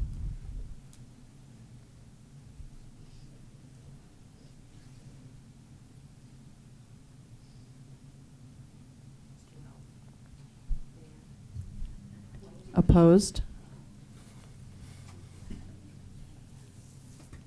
All right. Go ahead. Thank you. Would you mind if I showed a picture? Look at the plug there. Is Just it- pull the USB Is or it whatever. supplemental information that's already been shared with the committee? No, it's a study published that actually shows spending and inflation by Georgetown University. It's a simple picture. So 3 things. One, and I understand. Point of order. We made a motion to speak, not to show other material. I fail to understand how speaking with a picture is categorically distinct from just speaking. And additionally, this motion was made last week and failed. So respectfully, this, just to put in context, Georgetown University published this. This is not me. This is actual data. And what this is the New Hampshire, specifically, spending right here. That's what this line is, since 2013 through 2024. This line right here is inflation. It is not remotely close to what has been true in terms of the increases in spending in New Hampshire budgets. I'm sorry. I reached out multiple times to the school board, yourself, and Lori to try to ask that information be reviewed for correct math. But the world knows, and universities publish that no, we're not even close to inflation. And it is true that some of our test scores have been increasing, but this is the context that we're talking about right here. So over the past decade, the trend, this is what it actually looks like. That's not me. That's the Georgetown University's own economics group. Additionally, Naomi had mentioned that healthcare costs going way, way up. Here's the line item right here for healthcare costs. So in 2019, it cost $10.8 million to pay that. 12, 11, 12. That's the actual spending on the healthcare line item over the past however many years that is. And next year, we're saying, we need 15.7 million for budget. This is not me. This is not my opinion. Like, this is just numbers. This is just math. So that is all. Thank you. Can I ask a question about your graph? That was the state of New Hampshire? Yes, state of New Hampshire. And how do we relate that to the town of Merrimack? How does the town of Merrimack spending compare to Correct. New Hampshire? Yep. We're pretty average in New Hampshire. New Hampshire has a spending issue on education, about 40% above national average. I was trying to compare the cost, so that graph was specific to New Hampshire. If you That's had a right. comparison to Merrimack, that might be more informative than just saying what the state average is. Oh, you want to see Merrimack spending versus inflation? I can show you that graph right now, if you want to hand that back. I was wondering on that one that he was on before with our reading that was about reading scores too? Statewide. Yes, okay. Ours are above that though, right? We're not on that one. Where are we on the, is that graph exist? That's right. Okay. That was statewide information. Just to put in context, because people like to compare where we're at against state average a lot, and just trying to put in context, like not only do we rank at the bottom of funding and support from the state and the federal level, but our costs in New Hampshire as a whole are really, really up there. Point of order, Lee asked about the graph that you had just displayed. Can we please go back to that? Well, he asked for Merrimack specific data. He said that the graph wasn't that helpful because it wasn't specific to Merrimack, it was New Hampshire wide. So this graph right here is Merrimack specific. So there in the blue line in the picture in the bottom is actual enrollment over the last 5 years. And then the green bars year over year, that is an actual inflation and enrollment based trajectory. And then the orange bar is the spending. Fiscal year 25 is missing because we don't know the numbers yet. And then fiscal year 26 there is what administration is asking. So that green bar graph is the actual or inflation and enrollment changes. That's what it would look like. 5-year trajectory, and orange is where we are physically. Can you please define what inflation and enrollment means? Sure. So if you look up on that chart above, inflation rate by year is listed in the first row. Same exact numbers Lori presented. You can find them on Google. Like that's inflation in the U.S. And then the enrollment is how many students were in the school district over those 5 years as published in the data that we were given by administration. Anthony, I think we were specifically looking to put the data that we had for the state and match it to what Merrimack had done. Okay. So it's a little harder to see here what your point is what I'm trying to say. Okay. So I think I'll pull back in, let us get back on track. But I just wanted to point out, like, yes, things are looking kind of good from a test perspective here versus New Hampshire. New Hampshire is also looking really not good from a cost of education perspective on the national level. Thank you.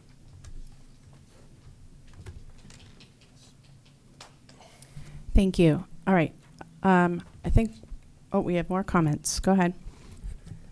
Do you mind if I go first, Rachel? Rachel, you go first. Okay. Okay, so the first graph I think that you had up, Anthony, was one that was just recently published, I believe from Georgetown. It just was, I believe, released like within the last week. One of the things I wanted to point out that wasn't in your footnote was where the source of the inflation line came from, and that was based on the CPI, which is not representative of how a school district and or business would calculate and represent their true inflation or their true real price change of goods and services across the board. So that inflation number is probably understated and is not representative of true price change of a district and any business. Naomi? I wanted to address a couple of things. You had that line with the actual cost of the health insurance, and you were using that to claim that our rates obviously weren't going up. You didn't have any comparison in there of how many employees we had over those years, and a couple of those years were the COVID years when we had like 70 to 100 open positions. So I take issue with that being a apples to apples comparison. The reason I brought up cost per pupil is, again, to try and compare apples to apples, because we can't close a building when we lose 100 students. We can't, and especially over a span of 20 years or 25 years, how many times has the way the federal government and the state government require us to deliver educational services changed in that time? That's something else that you really need to put in there, because When they come in and say you have to revamp your entire civics curriculum, when they come in and say you have to offer this training and that training and the other training, when they come in and say, you know, you have to do all these things, and that is some of what has driven the increase in cost in education, I'm sure. The other thing is, and that's why I sort of kept my comparison between Merrimack and New Hampshire average, is we're talking about Merrimack. We're not here to solve the state level problems. We're not here to solve the national level problems. We're here to manage that tension between the taxpayers and the voters, and how do we deliver that phenomenal education for our students, and how do we not lose the progress that we've made in the past 3 years. I'd just like to clarify a little bit about priorities. To me, the priority here is to make sure that we have everything that we need for our students to be successful and to be learning. And the state of New Hampshire requires students to take this test called the NEEP test.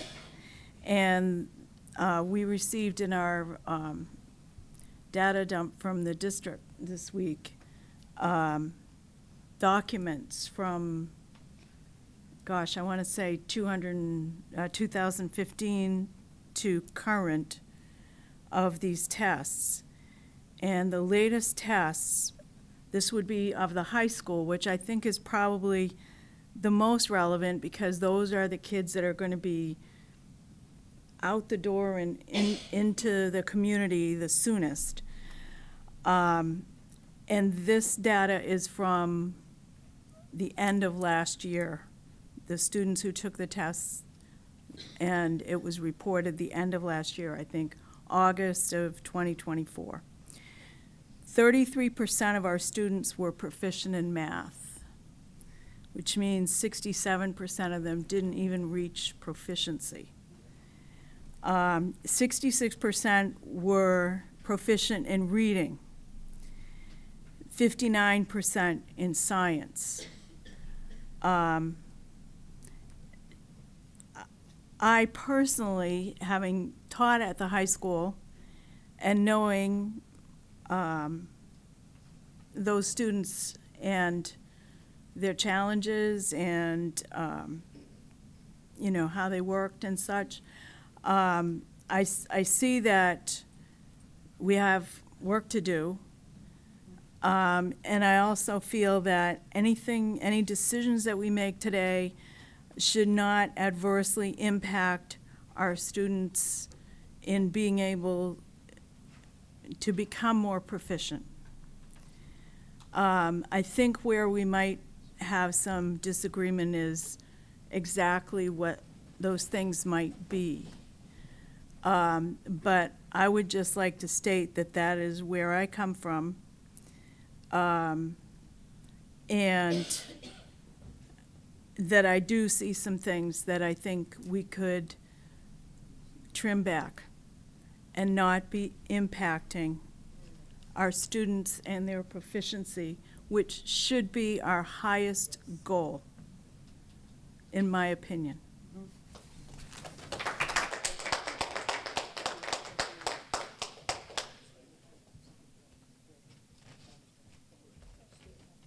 Any other committee comments before we dive in? Rachel? So along the same line as Naomi just mentioned, I would like to move that we exclude any of the numbers from the prior spreadsheet that was just shown for the past, I believe it was 5 or 6 years, on the basis that they are not normalized, and they served as a point in time. They are a data point, but is not something that we should be looking at to build a basis around our numbers. Without normalizing those numbers, I believe it would be hard for us to use those in a realistic fashion tonight.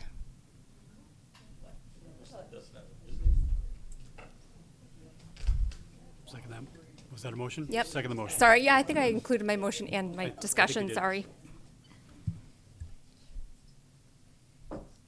Any discussion on the motion? I guess clarifying question. So the number for this year's inflation that Lori Peters presented, is that an acceptable number? Can we use that one for inflation rate? I'm not talking about inflation. So the spreadsheet itself with expenditures by department, unless that we have found a way to normalize those numbers to account for the MTA contracts that have been put in place, the MESA contracts that have been put in place. If you need to either remove all numbers to the same year so that we can compare apples to apples, or inflate all numbers to the same year to be apples to apples, that is the way that you build budgets, not by just taking historical data and not using it in a normalized fashion. So you're saying we're not supposed to look at historical data to make decisions? You can, but it has to be normalized. What's in your budget book that you were given? Is that normalized? Because it's the same data. I'm talking about past historical expenditures. That's in your budget books, the exact same numbers. But when you go back to whatever the first year that you had on there, 2018, those numbers don't include contractual numbers that have been rolled in. Again, when we look at numbers with different rates of inflation, it skews numbers, and it is not a way that you can compare apples to apples. There's been fact of life changes that have happened that you need to either remove or add in to each of those years to be able to make those apples and apples comparison from 5 years ago through today. So I just wanted to make that point that looking at numbers, again, it serves as a point in time. It's relevant in the sense of it's a point in time, but it shouldn't be used for building unless we have normalized those numbers for all fact of life changes. Naomi? Rachel, would you mind sharing with the committee what your experience in building large budgets is?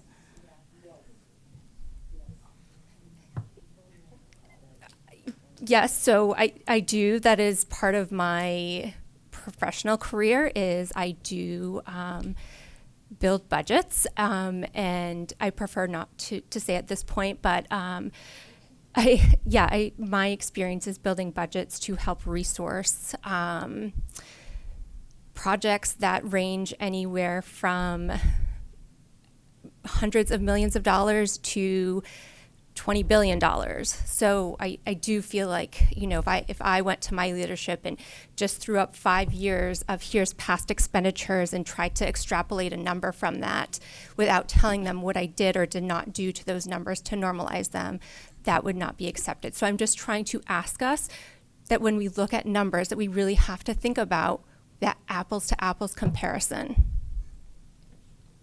I think one of the things that we can do is to look at numbers year over year, and this committee has learned a lot, and many people in this committee have been on this committee for a long time and should be able to call out, hey, in 2022 we invested in this, and that's why that number is larger, right? There should be an explanation behind numbers as they vary over time, and we may not know, for example, for health insurance, we may not know how many staff were enrolled, year over year for that. We may not have that data, but we can certainly look and say, okay, well, health insurance is increasing by, 10%, 15%, whatever it is.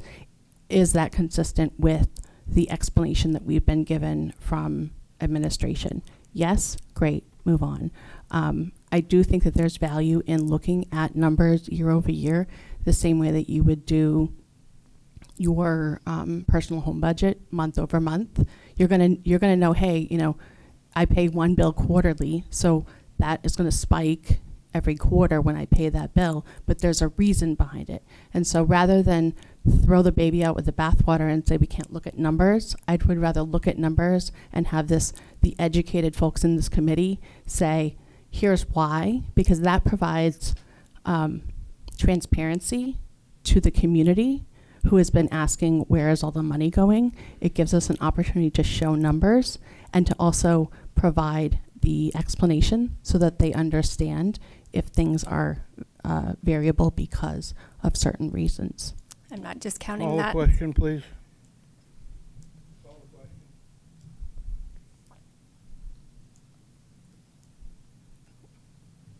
Chuck has called the question. We will vote. You want to restate your motion? Sure, my motion is to exclude any of the past historical expenditures on the basis of them not being normalized or being an apples to apples comparison to what we are looking at tonight. Sorry, past expenditure starting when? Like more than 3 years out? Like all past expenditures, we're just supposed to make stuff up? Like what's the scope Point here? of order, the question's been called. And I'm asking for a point of clarification, so point of order +1. I said 5 to 6 years originally. Okay. So nothing more than 5 years out?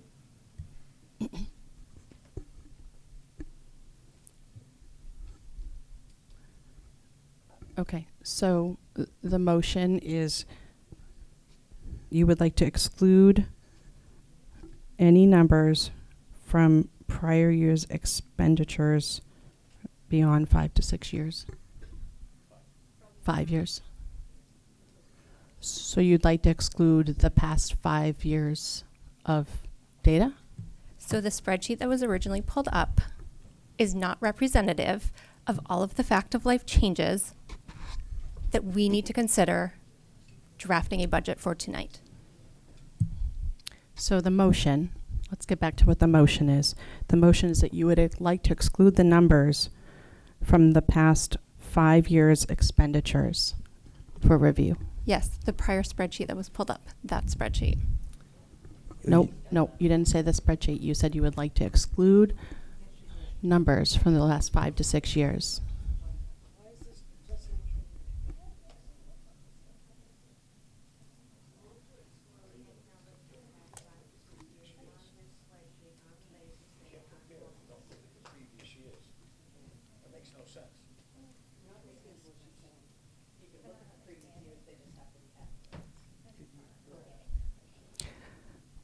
This data is directly from the district administration, so I don't The question's understand. been called. I don't understand why you would do that. Yeah, I mean, I don't understand the point of order exactly, but I'd say point of order, you're not allowed to say we can't The look at question's been data. called.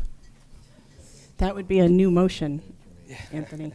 That would be a new motion that we As the can or chair. can't look at data. Yeah. Okay, so I heard that we called the question to vote on whether we can, or whether we should exclude numbers from the past 5 years' expenditures on this spreadsheet because they're not normalized. Is that right? Okay. If you'd like to vote in favor of this motion, raise your hand.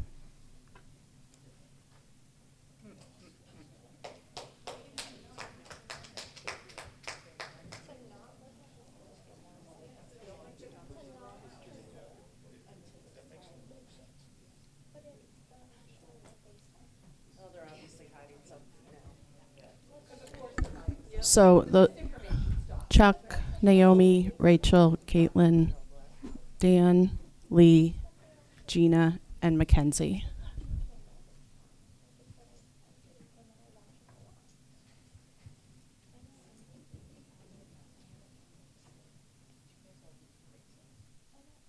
Those opposed?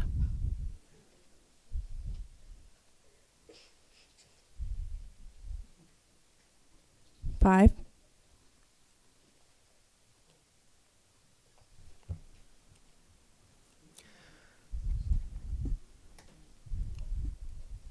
That's 13. We don't have any abstentions.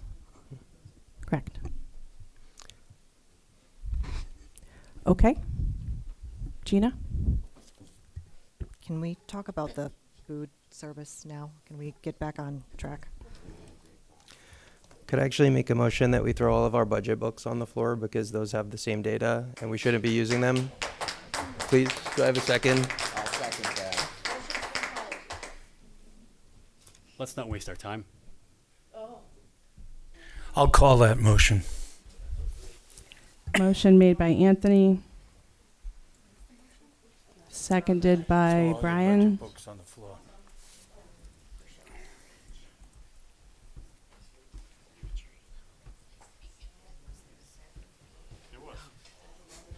Vote it. I'll second. No, Brian. Sure. Brian Brian seconded. did. Brian seconded. And I called.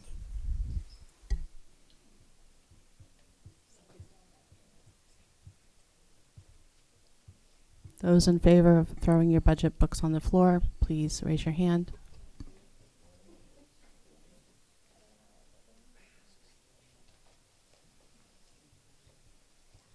Those opposed?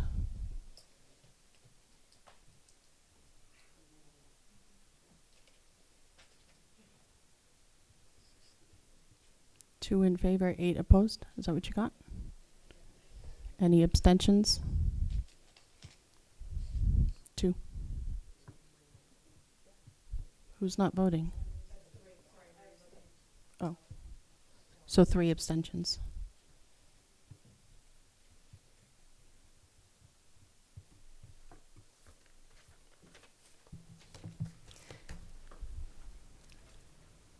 Rachel? I would like to move that column G be removed from the spreadsheet as the percent request of, as the request as percent of prior year spend is not reflective, since this year we are currently still in, and you cannot calculate that percentage without knowing the final expenditure. So that I second it. Okay. Discussion point. Discussion? I'll call the motion. Like this is pretty cool. For discussion before you call This the is like motion. pretty ridiculous. Uh, That percent of prior year spending is the last actual year of expended. So the last year that we do have the full data for expended, for example, 1.3 million for food service, the new request that this school budget recommends that we put forward is a 27% increase over that number. It does nothing to do with this year's spending, which isn't done. Any more discussion? Yeah, so my discussion to that would be that it is misrepresentative and not reflective of the actual percent increase or decrease of what is currently happening in this school year. Because the data doesn't exist. You can't base your assessments on information that doesn't exist yet. That's the last known year spending, and that is what the request is. And that request is made, by the way, on the basis of last year's spending, not what happened this year, because it's not over yet. Marie? I would just like to say that as a science teacher at Merrimack High School for over 25 years, I think I understand data pretty well. And I think we can all look at that data of 2023 expended and understand that it represents the last year that we have a data point, and understand that the one in the middle may be somewhere in the middle, it might be somewhere farther over, but I think we can look at, say, for example, food service, where it says request as a percent of prior year spend, 127%. I think we can look at that and say, okay, it's increased by 27% over a period of 2 years. And then we look at, does that sound reasonable to us, that something would have increased 27% over 2 years? How does that compare with inflation over 2 years? And we also go back to our presentation that we had from our food service person, and there may be extenuating circumstances or things that enter into that. But we have to have some data points to work from, otherwise this is a futile exercise. Maybe a footnote needs to be put there because the taxpayers aren't all that smart. Don't take- They're all science teachers and they don't look at stuff. Excuse me. Excuse me. Jen? We do not take Jen? We do not Jen? take public comments. Jen, we're not supposed to be arguing back and forth with Correct. members of the public and responding to members of the public. We're having a discussion among our committee. Thank you. Dan? I was a liaison head of food service. Food service, as many of you might know, is the only self-supported thing in this entire budget. But I want to give you two caveats. We have a new administration that has proposed eliminating the funding for school meals. If that happens, these numbers don't mean a thing because we're going to be in real trouble. They have also proposed eliminating the Department of Education and moving all of those expenses back to the state level. As many have already indicated tonight, state level education support is not there. So these numbers may have no basis in fact if this new administration does what they're saying they're going to do. Marie? Okay, I wanted to just clarify one thing. After the presentation by the food service director, I really don't have questions about the food service budget. And my comment about the 127% was not to imply that I had a problem with that.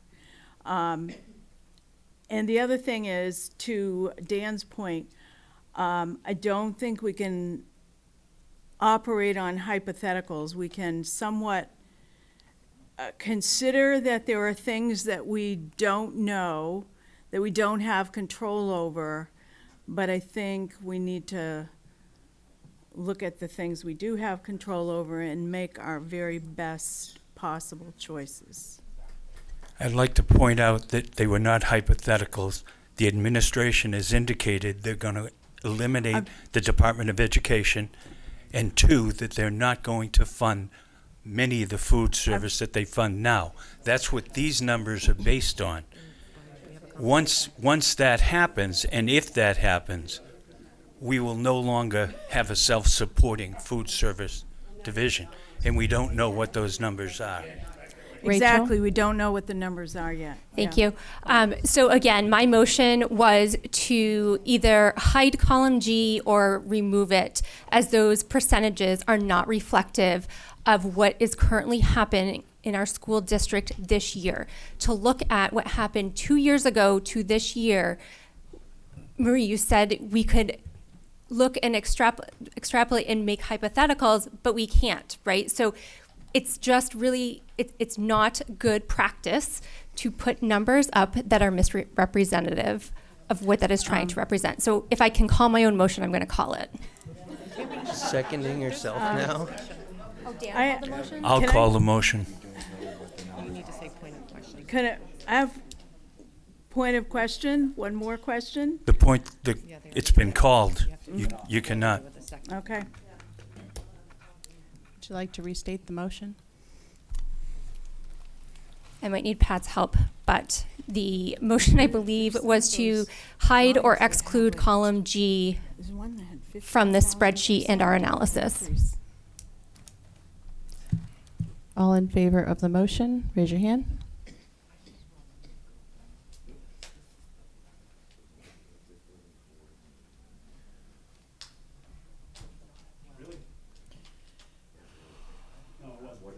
I have 8. Those opposed? This is going to be the way it's going to go all night. 5? Yeah, okay. It's all right. That's everyone?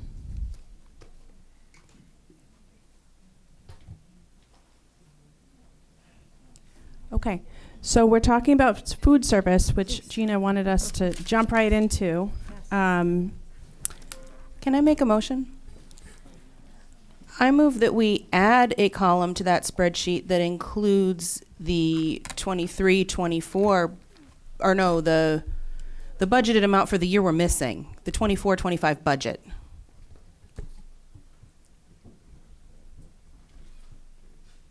I'm going to have to go back to the colorful sheet to get that tally, because I don't believe that our books actually give us a department by department tally for that.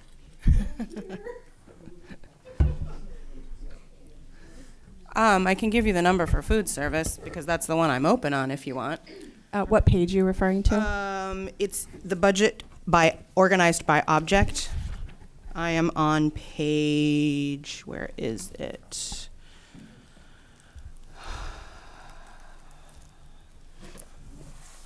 $40. Budget by object, page 40.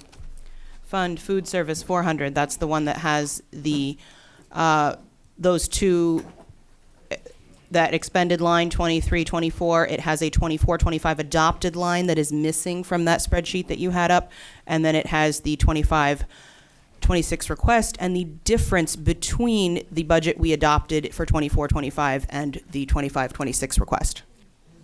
So what are you requesting that we put up? Budget by object. It's in the front of the book. Third tab, and then page 40. Or no, first tab. I'm sorry. I was wrong. It's budget by unit. I was looking at the wrong tab. That's why you're not finding it. I think I'm in the right spot. Thank you.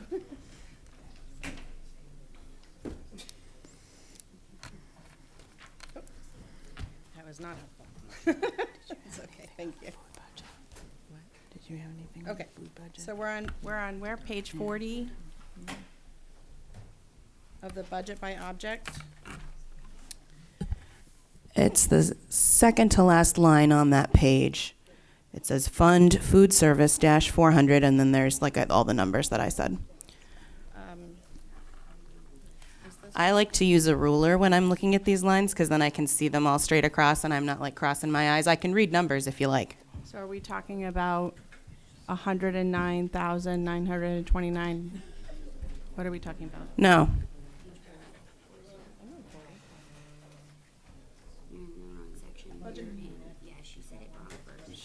She said budget by object, so that's where I went. Yeah, I did. I was wrong. I'm sorry. It's budget by unit. Thank you. Yeah.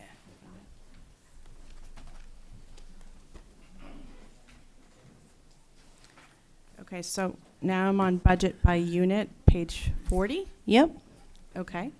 And what are you proposing again? So I move that we add a column in between 23, 24 expended and 25 budget. That's not the 25 budget request. That should be read the 26 budget request. We're in 25 right now. 25 into 26. No, we're talking about fiscal year 2026 right now. We are currently in fiscal year 2025.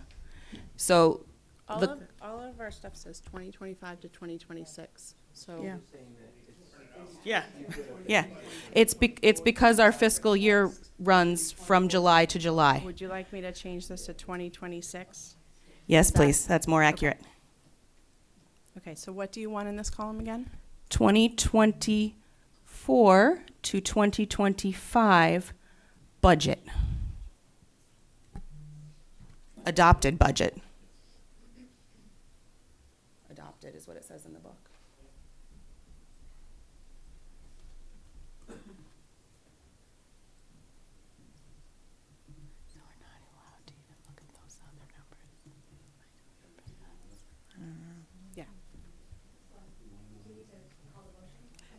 Yeah. Oh, true. Was there a second? I didn't catch a second. Rachel.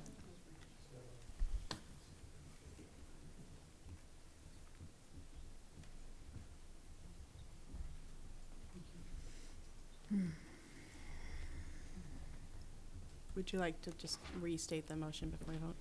Yeah, I move that we add a column to reflect the 2024 to 2025 adopted budget on that spreadsheet. All those in favor?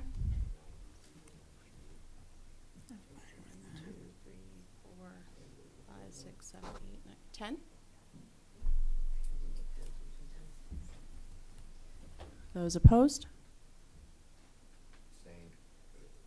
No opposed? Abstain? Abstain. I think it's 3. Who didn't vote? I got 10. No voted. Oh, okay. Gotcha. All right. Lee, I'm ready Yes. for you. 1, 595, 285. That's it.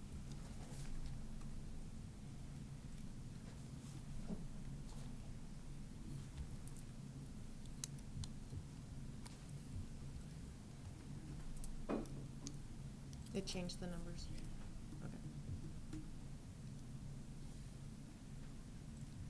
Okay. Would we like to continue to go through the column before we continue with the conversation? All right. We can do it as we go. That's fine. I'm fine with that. Okay. So we're talking about food service. We know it's a self-funded program currently.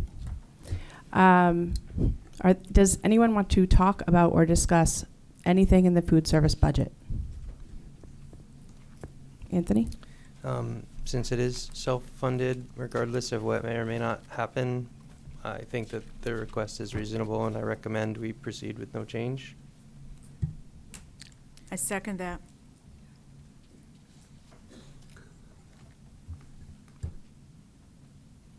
Okay. Call So the motion. Let's call the motion. Would we like to adopt the number in column F, which is the school board's request for food service, as part of our recommended budget? If you're in favor, raise your hand.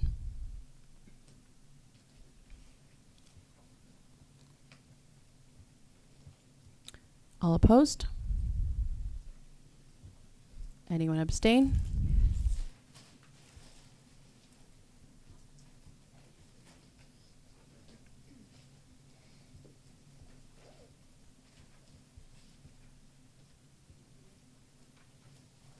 Okay. Moving on to the maintenance budget. The first person who can give me the number for the maintenance budget wins a prize. Everyone else is thinking about your questions about the maintenance budget while we find the number. Jen, would I be able to ask a question before we do the maintenance budget? Yes, we're opening up the discussion about maintenance. Okay. Or would you have a non-maintenance question? I have a non-maintenance Go for it. question. Yeah. If I had a suggestion about something that crosses all of the departments, how would I proceed with that? Well, I think maybe it would go under like district-wide. Okay. But it may not be, your Well, question it's may not not be just part of the district-wide. district-wide budget. I can be. It may be a more general I question. can be specific. I'm referring to the 8610 account supplies across the district.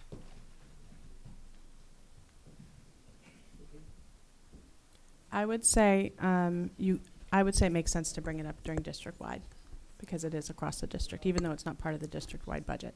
That would be my thought.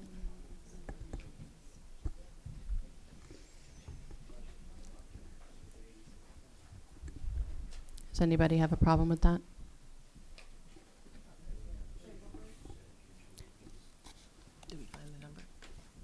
Marie, can you repeat your question? I have a concern, suggestion, whatever you want to call it, about the 8610 account supplies, and that goes across the district. It's every school, every department, supplies, any 8610 line. I guess it would help me to hear what the suggestion is. Well, I'm asking if it's appropriate to bring it up now. That's what I want to know. I think it would be appropriate to bring it up when we talk about district-wide, even if it's not part of the district-wide budget. Okay. But that's just my personal opinion. I'm So not if making we've a already decision. discussed something and passed that section, I would still be able to discuss 8610? Yes, we're building a draft. Not, I mean, it's not set in stone. Okay. Yep. All right, thank you. Okay, what is the adopted 2024-25 number for maintenance? Jen, I have a question. Where did that maintenance number come from in there? In the budget book, maintenance is unit 08, and I am showing a 25-26 request of $2,876,911.36, and you have a number that's much higher than that. How was that number come to? Also, the expended is different for the other years. So Yeah. in the budget book, I believe it says right on the tab that maintenance is 40. It's program 40. What does it say on the big tab? Is there the number 40 next to maintenance?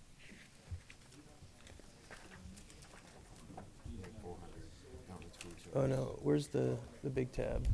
Over here. Well, why don't we put in what the maintenance number is, and then we can reasonably talk about it. Yeah, maintenance is program 40 according to the budget book. Look at the budget book.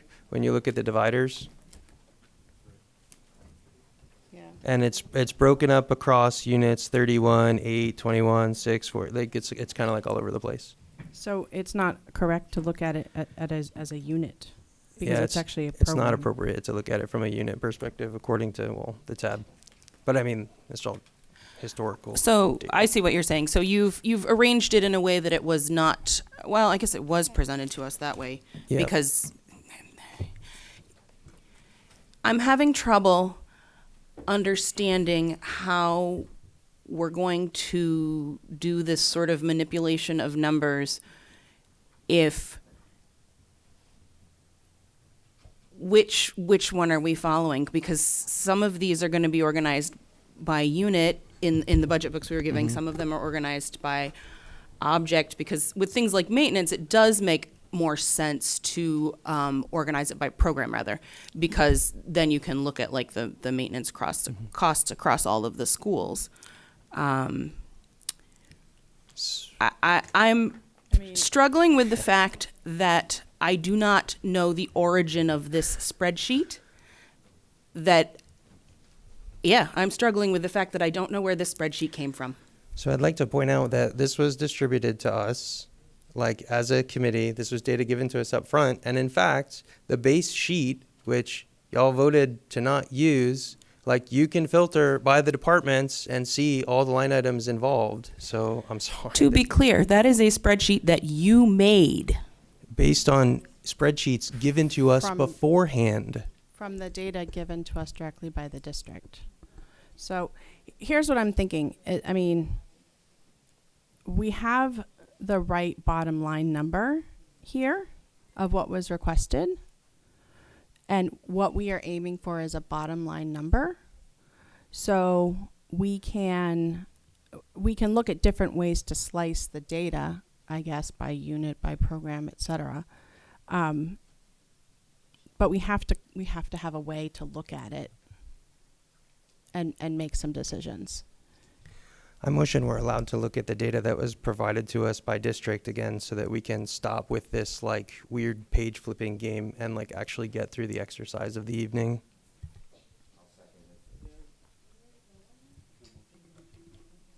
It's a new motion.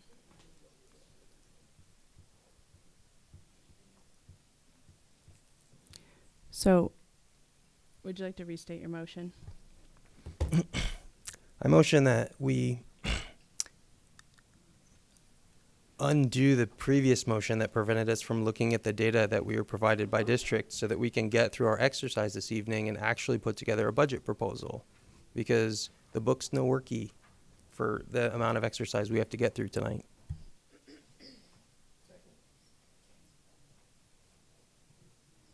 I call the motion.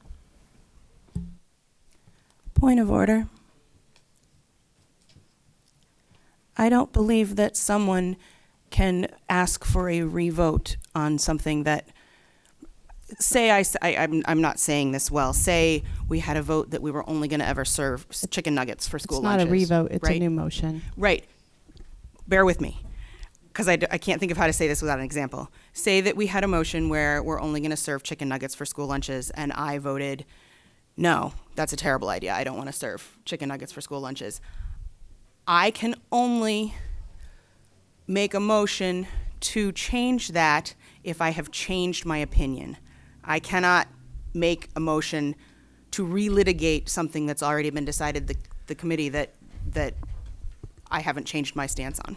Well, you don't know if anybody's changed their opinion. You're speaking for yourself. We So- literally don't know how to look at the budget anymore because we're not allowed to look at the data. Like, the book doesn't summarize it by department. Like, we can't, there's not a practicable way to do this on the fly that's going to allow us What have to we done finish all the these job other tonight. years, Anthony? This is the Gina? very first time. Well, Can last, we just no, look at the number that the school board was looking at, so But- we can vote on the same number that they were voting on if we want to make any cuts? last year, the chair had a spreadsheet almost exactly like this. I watched the video. It looked almost exactly like this. And you're saying we can't do it this year. I think what we can still do it this way, which was effective last year, to look at each department and the budget for that department. I agree. I just want to make sure the numbers match up to what the school board was looking at when they made their suggestions. Because Naomi was saying that the 5.9 didn't look like So- the number they were. I'd like to know exactly what page in this book, and I've just been going through it and through it, what page in this book gives me a total for maintenance? Tell me, somebody, what section, what page is the total for maintenance? I'm listening. But if we dare flip to the forbidden spreadsheet, we can literally filter by maintenance and see every single line item. So we have a motion on the table. It's been seconded. The motion is to incorporate the spreadsheet, which allows us to filter by departments and get a full cost analysis and total of the department.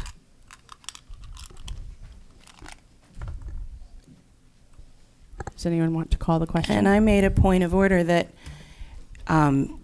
parliamentary procedure states that you cannot move to reconsider a motion, a motion that's been decided that you voted for. It's hard to describe. Does anybody want to call the question? You haven't ruled on my point of order yet. Is it a valid motion? It is a valid motion.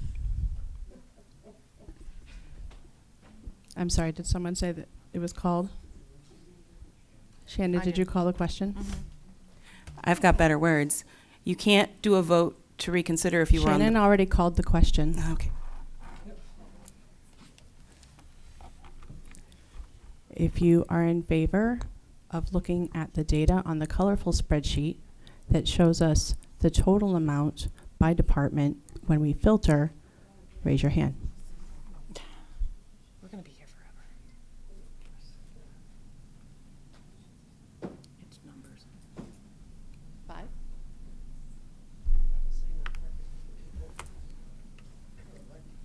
Those opposed?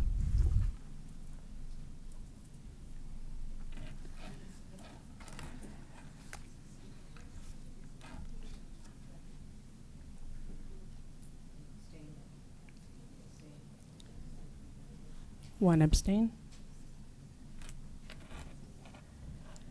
Could I revisit my question as to what page on that budget book, the total Page of the... 8. Page 8 on which section? Under the, God, I want to say it wrong too. Budget unit. Budget unit? Yep. Okay. Budget unit. So would you like me to put the numbers from page 8 here? Do we need a motion for that, or are we all in agreement? I think we can just be in agreement.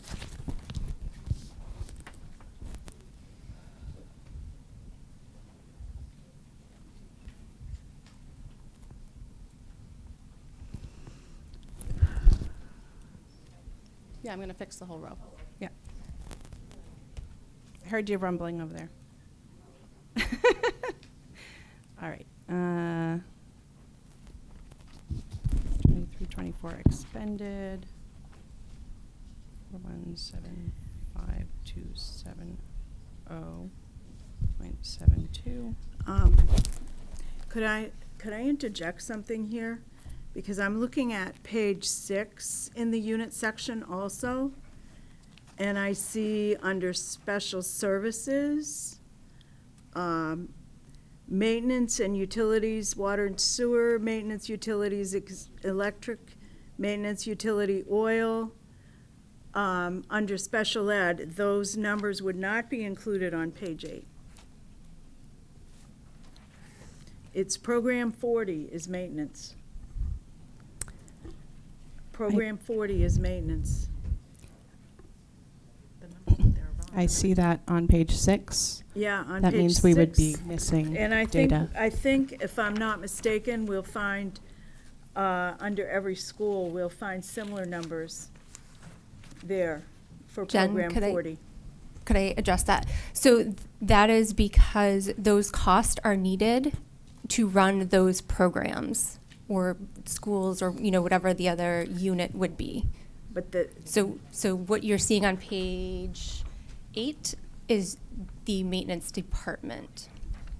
But there are still maintenance costs. But they're part of the maintenance budget, which is program 40. In our budget book, there's a big tab that says maintenance 40. Gina? Matt and Naomi, what number are you guys using? I'm So still trying to get. I'd like to. Can I say something? Early on in the budget season, Matt shared with us the chart of accounts. Each line item in the budget is represented by this big string of numbers. There's a 4-digit number that's the function, and that's related to, and I have the list here of all the different things that are functions. Then comes a 2-digit number that's the program. Then comes a 4-digit number that's the object, and then comes a 2-digit number that's the unit. And the thing is, with a budget like this, is because it's big and it's multi-layered and everything connects in different ways. You can't just say, here's maintenance, because. Well, sorry, that didn't come out right. Because there's Program maintenance 40. costs associated with different programs. There's maintenance costs associated with different units. It's not. Anyway. It's still maintenance, and maintenance yes. can be bundled, and that bundled number that we had also adds up to the bottom line number that the budget is. So rather than try to parse out what maintenance is across all the different departments and add them all up in the interest of time, I think we should go with the bundled number that we already had, as opposed to trying to decipher the individual department number that will become the bundled number. So the one issue with that is my mic on? I feel like I'm not coming through. No, I can't. Okay. I don't really hear you on the mic, no. Okay, There you go. better? Okay, thanks. I think the one problem that we have with that is that we all gathered information and discussed information by different ways. And so when it was presented to us, all of us have gone through this binder. We've looked at it different ways. I think right now, again, what we're coming to is just another, I don't want to say apples to oranges, but right, there's different allocations, different ways to slice and dice. And right now, it's not obvious to me what way that we, as a committee, want to look at these numbers. So I think I don't know if the spreadsheet is the right way for us to continue discussions tonight, rather than just kind of either going department by department, or just talking about bottom line in general. And people can make motions to do whatever they would like to the bottom line, and then have their rationale as to why. Right. So I opened up this entire discussion with, we will go department by department, and people should raise their questions or concerns or recommendations for that department, rather than get hung up on a specific number. What I'm asking the committee to do is to raise your questions about maintenance, and if you have items that you would like to discuss, bring those forward. If we decide as a committee through a vote that we would like to remove something or change that maintenance number by a value, we can certainly do that, and we can change it on the spreadsheet from the bundled value and still accomplish the same bottom line number that you're talking about. I'd like to talk about maintenance. So looking at the last 2 years, there were roof repair projects. Those were warrant articles they ended up about $1.3 million each last 2 years. And then this year, the total ask for maintenance is pretty much equal to those last 2 years, but there's no roof repair warrant article yet embedded. So that 1.3 million has sort of been distributed into the other costs. Looking specifically, the custodial maintenance and upkeep salaries, administration is requesting on average about 250% of what it actually cost to do the job last year. That kind of just looks like a little bit of an excessive request. And so my recommendation is that we back $1 million of that money out, where it looks like, that 1.3 million was just kind of tucked into additional over asking for potential salaries. And I want to point out that that still would result in more money for the actual job than last year. It's just less that warrant article, $1 million element. Marie? I remember asking about that at one of the presentations, and I think it might have been about paraprofessionals, but it seems germane to what you're saying. And I remember hearing that in maintenance, they had a lot of unfilled positions and they had to go to contracted labor. And that was in another Yeah, he said he hid it somewhere else. He didn't really define it. yeah. He said there was like a $500,000 contract, but that's not $1.3 million. So No, but that was for paraprofessionals, what I'm talking about. But I think we might have a similar situation here because they have so many unfilled positions, even though he said that he had been successful at filling, I think, 2 or 3 more positions this year. There were still a lot of unfunded positions.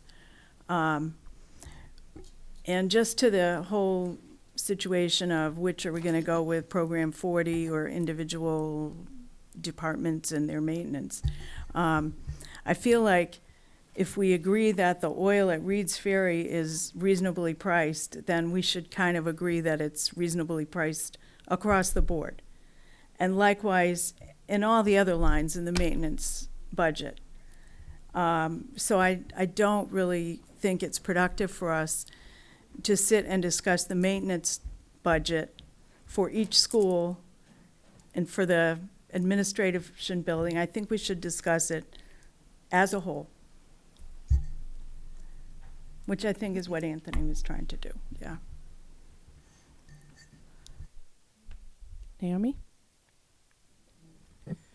So last year, the voters, which I'm very, very grateful for, passed a contract to increase salaries for our support staff who were grossly underpaid. I'm talking like $10 an hour. They could go work at Target and make more, and we were having trouble hiring folks. The custodial staff and the ground staff, which would all be included in the maintenance budget, were part of that contract. So there would be an increase there just because of that. Marie was correct. We have to keep those positions open. It's part of language in the contract. We can't be seen as cutting those jobs, like undercutting them and filling them with contracted positions. I'm not sure where you're getting the other extra. I mean, we budgeted, maintenance covers everything from building upkeep to utilities to mowing the lawns to plowing the snow. The school playgrounds. Thank you. Playgrounds, yeah, like wood chips for playing. Did you know, I learned this when I was on the Parks and Rec Committee. Sidewalks. That you have to use a special kind of wood chips on playgrounds. Like there's all kinds of stuff. So saying that you found $1 million in the maintenance budget somewhere, what line did you find $1 million Well, we in? could look at it if you let us. I could show you. Or you could give me the line item and I could look it up in my book. Okay, so while I look it up, just so you know, the average teacher salary for all of New Hampshire public school districts is $69.5 That doesn't have anything to do with Merrimack. Why are you bringing up? Neither does it have anything to do with maintenance. Bringing up irrelevant facts. Merrimack teachers Okay, are if you're woefully just gonna keep talking, underpaid. I should keep They're talking. paid average let him in finish New his Hampshire. thought. You said that teachers are woefully underpaid. They're paid average in New Hampshire. I have a report from the New Hampshire DOE. You're welcome to see it. As far as maintenance goes, so in 22-23, so 2 years ago, that $1.3 million was under line maintenance fast dev TFS, okay, if 100, 4200, 40, 87, 30, 13, if you want to find whatever page that is. And then last year, and so that was the warrant article for the TFS roof repair. Last year, it was under repairs DW, so they put it under a different spot, and that was the JMU's roof. Almost identical dollar amount, $1.3 million. And then this year, we don't have any roof repair warrant articles in the budget, and yet we've retained the same total cost to do the job, less that $1.3 million of one-time expenditure warrant articles. And then if you look specifically at custodial salaries, so custodial salary / high school, custodial salary / MMS, Muse, all of them, all the way down. There's also a maintenance, upkeep, building, service repair line item, all on the spreadsheet. They average 249% in terms of administration's request for next year versus last year's actual cost of doing those jobs, which I know was 2 whole years ago, and so maybe there's some factors that people have to do mentally to figure out, but 250% is a large step up from that number. What, can you give me a line number, like the number? Which line would you want? I want all of them slowly in order so I can go look them up. Okay, so starting with the warrant articles or with the custodial amounts? Yeah, they become part of the budget once the thing passes. So, And I'll there just- is one that is going to be in our packet that we'll be discussing at our next meeting that we Yep, just got exactly, today. right. But that warrant article isn't embedded in this request. So if that passes, then it adds another X million on top of what is in here. That's my point. So I'll give you one example you can go look at in the book if you'd like. Custodians salary MMS. It's in Project 40. So it's in the maintenance area. Program. Program 40. 100. I'll let you flip to maintenance first. I'm sure that's going to take a minute. So 100, and then 2620, 40, 8119.21. So the most helpful way to communicate those numbers is going to be since we're in the budget by unit, is to give the unit number first, which is the 2 digits on the end, because then we Well, can flip to that section in But the unit. I think that's in the maintenance, which is actually by program. It's not by unit. It's maintenance. It's tab So 40. I don't. budget line items have both. They have, Okay. and you can sort it however you like. You can organize it by program. You can organize it by unit. It doesn't mean it's in there twice. It means that each item has several characteristics applied to it, right? I'm a person who is sitting in a chair and also has a purple shirt on. So you could sort me in with people who have purple shirts, or you could sort me in with people who are sitting in chairs. And that's what we're talking about here. Sorting it by the maintenance program means anything that touches a building or the grounds, right? And then that unit means anything that touches that particular school. So what we're looking at here is sorted by unit. So it would need to be the school first, so the unit first, which is that last two on the end, Okay, and then we so can look within 21? there to find it. Yep, thank you. Look 21 for that one. So I'm on page 1 of the maintenance section, and I don't see the number. Could you say the number one more time? It's because it's a salary. Yeah, I think I went to to a custodial salaries. Oh, okay. MMS on this one. So it's on page 30 of budget by unit. Is it custodian / salary / MMS? That's right. Yep. Okay, I'm seeing a pretty level funded budget across. I'm seeing I'm seeing a lower expenditure in 23-24 because, as we've explained, those are positions that we have to hold open based on the contract. And we're actually requesting the same number that we adopted this year. So that is a level funded line item. Yeah, it's just 250% of what the actual spend is. Right, because we have to keep those positions open because we are obligated to by labor laws. And there's going to be an offset for the contractors. I feel like Correct. my mic is not working again. But there will be an offset for the contracted line that when you look at them in total, that's how you will get the full picture. Where's the contracted line? Yeah, where is that? Can you tell us, Rachel, where it is?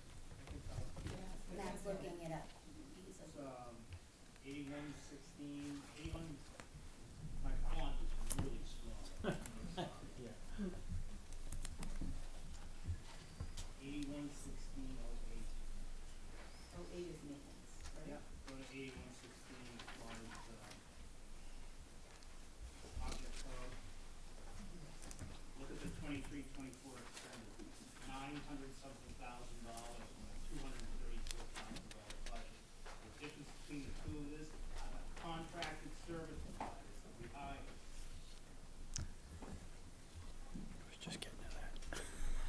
Matt, was that 8116 line, is that have program 40 in it? Oh my gosh, when I went through this line by line with my ruler, I circled that number. And I have a question written here in the margin. Why so high in 23-24? It's because that was what was offsetting the deficit in the other line. Sorry, it's on page 8 of budget by unit. It's the second line on the page. Maintenance / care and upkeep / building salary. So it has a 40 in the program slot? Yes, it does. Okay, thanks. So that specific line item is 600 over, and yeah, the requested hold on that specific line item is about. Okay, yeah. Oh, sorry. Actually, so that one that's 600 over, but is that all of these custodial ones? It's not 1-to-1 for that line, right? Yeah, I mean. I guess Let me get the microphone. I don't What's understand your- because the 23-24 budget for custodian salary MMS minus what was actually expended is 191,000 difference. So that doesn't add up to the 600,000 on the other line item. So are you saying that the custodial salary is that 600,000 is split amongst the schools? There's like a separate maintenance line item from each of the schools, and then there's a deficit in each of those line items, and that all adds up to the 600. Am I gathering this? It's probably roughly true. However, what we budget for the custodians is what we would be contractually obligated to pay them if we fill those positions, right? It's possible that the amount we paid contractors is not 1-to-1 for that. That would be a question that we would need to send Matt back and get us like the actual numbers on. It's probably not, because contracted all. services cost different than hiring our own employees, right? Much higher.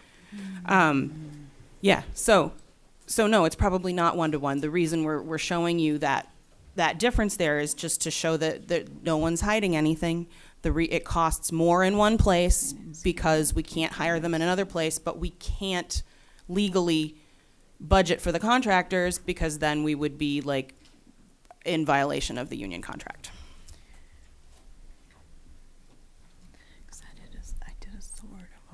Bill, would you like to approach? But they won't let us do that. Since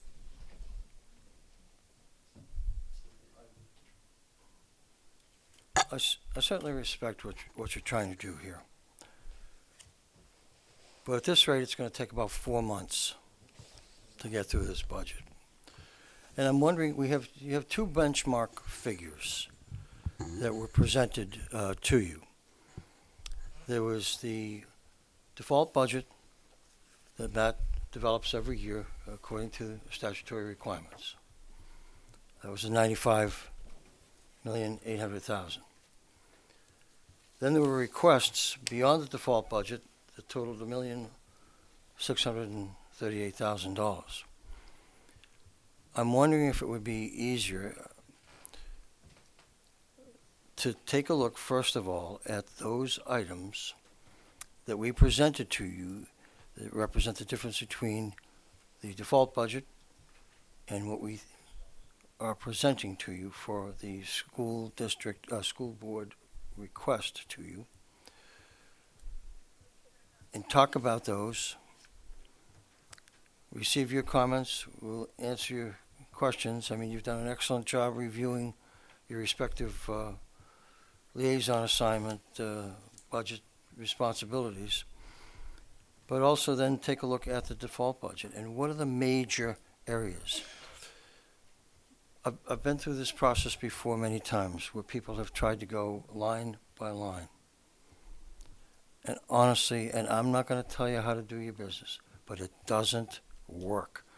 If there are major areas of concern, let's talk about them in terms of the objects, what's classified as objects in the budget: professional salaries, clerical and administrative assistant salaries, supports staff salaries, contract services, supplies, other expenditures, okay, which constitutes a lot of the special education tuition accounts, and the new and replacement furniture. I'm just going to suggest, and you can completely disregard it if you want, but you're struggling right now, okay? We're all struggling to find out where in God's name we're getting these numbers and what numbers are are being aggregated to get these numbers.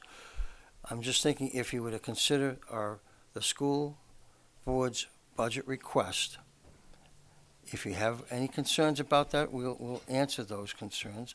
Then you make a decision on that.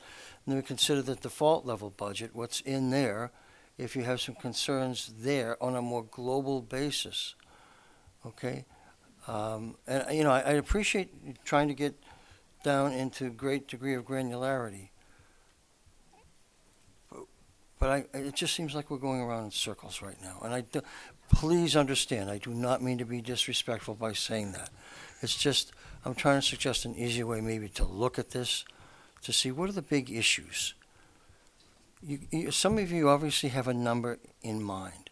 You've made it clear that you want to represent both students and taxpayers, which is honorable. I think we've all tried to do that in terms of we've kept the budget request beyond the default budget, I think, fairly minimal. So I just throw that out there to you to just think about, because look, we've all worked on this budget, but I'm sitting there saying, how are these numbers tracking? Where are these numbers coming from? Because they're being presented in isolation. It's just very difficult. And I'm just thinking if we were to take a look at it in a more aggregate, macro level of the requests that we've made beyond the default budget, then take a look at the default budget, and where is it that you want to, as a whole group, want to wind up as an alternative budget. So thank you for listening to me. I didn't mean to take up too much of your time, but So the problem I have with that is that Yep. we have gone through this entire process. Mhm. Our liaison teams, our department presentations, all of that is based on, at a department level, Mhm. you've been telling us what's going on in the departments, Right. What the shift in cost is, all of that. And so here we have a consolidated number for a department, maintenance, and even Mhm. if that number is spread across schools in the object section of the budget, Yeah. the number for maintenance total is still this number, right? So we're trying to provide, number one, an opportunity for the committee to ask their questions. Number two, transparency to the public who has come forth and said, I want to know where the Yeah, money is which is going, very right? important. Yeah. All of these numbers add up to the request, which is 96,823. So I hear what you're saying about getting in the weeds, but I also think that to just assume the default number and only talk about what's been asked about above the default is not getting to the heart of the question, which many people in the community have. And folks want to know kind of where the money is going. So that's my only comment. And I understand that, Jennifer. I certainly do. And I don't think looking at it at a more macro level precludes you from doing that, but this is your committee, okay?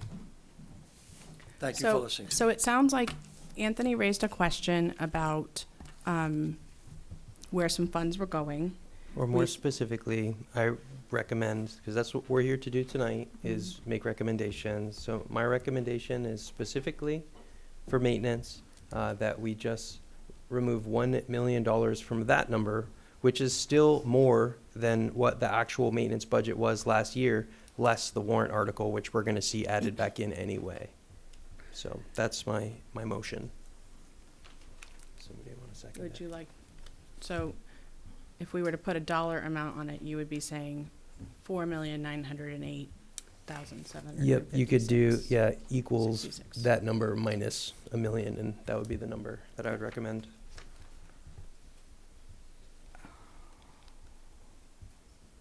And what was the justification of that?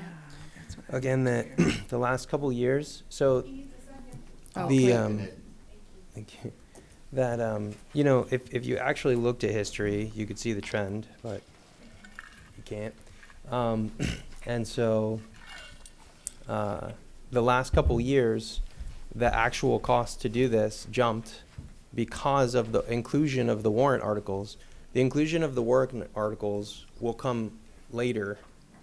We don't need to add that warrant article extra value now. So let's back out the $1 million that kind of got stuffed in, backfilled after the last year's warrant article. So are you saying the expended amount from the prior year was expended or was inflated more Yep. because of the warrant article? Yep.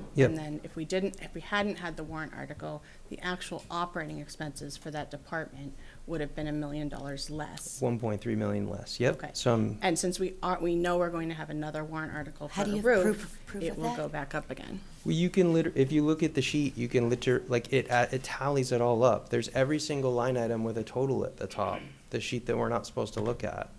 So that's. So, but what about in our budget book? Where do you have that in our book that says that we are, all of what you were just saying? The book doesn't appropriately, it doesn't have good summaries. It's all broken out and spread out funny. You can't find that table in the budget book. You have to Maybe piece it together doesn't the exist. lines. Like it has to be, I haven't vetted There's those still numbers, departments. still. The only way you can do it is to plug in Program 40 and do a sort. Yep. And then And a have somebody total. else like vet it and like check it and make sure that it's the right numbers, Well- right? Because we haven't done that. It's the computer doing it. I hope you would trust that. It's literally information We that's can still provided put to us in by numbers district. incorrectly into a computer. None of us entered the numbers. No. We There was a magically had the spreadsheet given numbers. to us by So where- By administration. the district, yeah. That said that the roof article, that the roof was in there. That's what it said in the spreadsheet that you got, If that you said look that at the last roof. year's has expended the- numbers, it includes. expended what Just we numbers. for the expended. roof, And it then- shows there that that's what that expenditure equals the cost that we had on the warrant article for the roof. Well, it was expended, so it But is the in warrant budget. article in the like that we've had last year, or the year before, Yes, it got voted in and then it years was ago, expended. was exactly that amount, because I No, don't. the actual see dollars amount spent is larger than what was in the warrant articles. But, yeah, these questions have been asked like we asked what was in some of these line items and then answers were given. Anyway, that's my motion. Okay, so we have a motion and a second, and the motion is to propose A maintenance budget. The maintenance budget is $4,908,756.66. That's right. No, I don't need Can I ask, what is the larger picture? You've obviously gone through and come up with a number. All right. I'd like to hear that number now, please. Okay. Where your bottom line is at the end of I'd all love of to- your yeah. projected budget cuts. I appreciate it. Point of Thank you. order, sorry, can we, We do have a motion. we do have a motion, and- so can we finish that motion and then make another motion? I'm trying to understand how far this goes out before I can vote. Understand. We're still discussing the Yeah. motion. We haven't called the question, so that is. it Oh, is sorry, I still thought we called the allowed. question. So, No. but I appreciate the question, right? And obvious from some of the past notions, like, you know, where the numbers are lie. So thank you. I appreciate the question. I'm gonna give you a super quick summary of what my personal thoughts are so you guys know, right? Next up on the sheet, so Thornton's Ferry, they asked for 6% above last year's spending, where the other schools average 8%. It looks very reasonable. The budget line items look reasonable. I was gonna recommend that we align with the administration's request for Thornton's Ferry. It looks perfect to me. Reed's Ferry was asking 14% above last year's spending, where the other schools were about 8%. One standout item was the request for the new or additional school counselor. It was noted in the budget book that that was because the New Hampshire DOE recommends a counselor over 250 students. This was discussed a little bit, and I did check the law, and the actual law, ED 306-15, requires a counselor for every 500 elementary students. In short, I was just going to recommend that $100,000 of additional request for a new role be removed from the budget proposal. And if the school board and administration really wanted to hire that head, they can just move that $100,000 from some other account. So I was going to recommend the same number, less $100,000, which is still $250,000 more than last year's spend. So that's not a cut. It didn't cut anybody, any programs, nothing. Master Cola, right on par, asking for 8% above last year's spending. It looks good. The line items look good. I was going to recommend that school's budget as well. Upper L, let's see, again, 8%, just like the other schools. Very like level request relative to prior year's spending. Looked good. I was going to recommend we go with that. Middle school, let's see, asking 12%. Above prior year's spend, whereas the other ones were 8%. I noticed that in there are a bunch of line items, about 25 line items that are asking about 25% more money than last year's spending. I thought that looked a little bit like somebody was trying to kind of tuck a little bit of extra in there.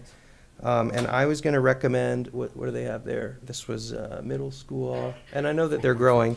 I was going to basically recommend only 200,000 less, so very, very close to that number, 4.266 million. It's still $250,000 more than what it cost last year, no cuts at all, and it's just getting them to that same 8% as all of the other schools.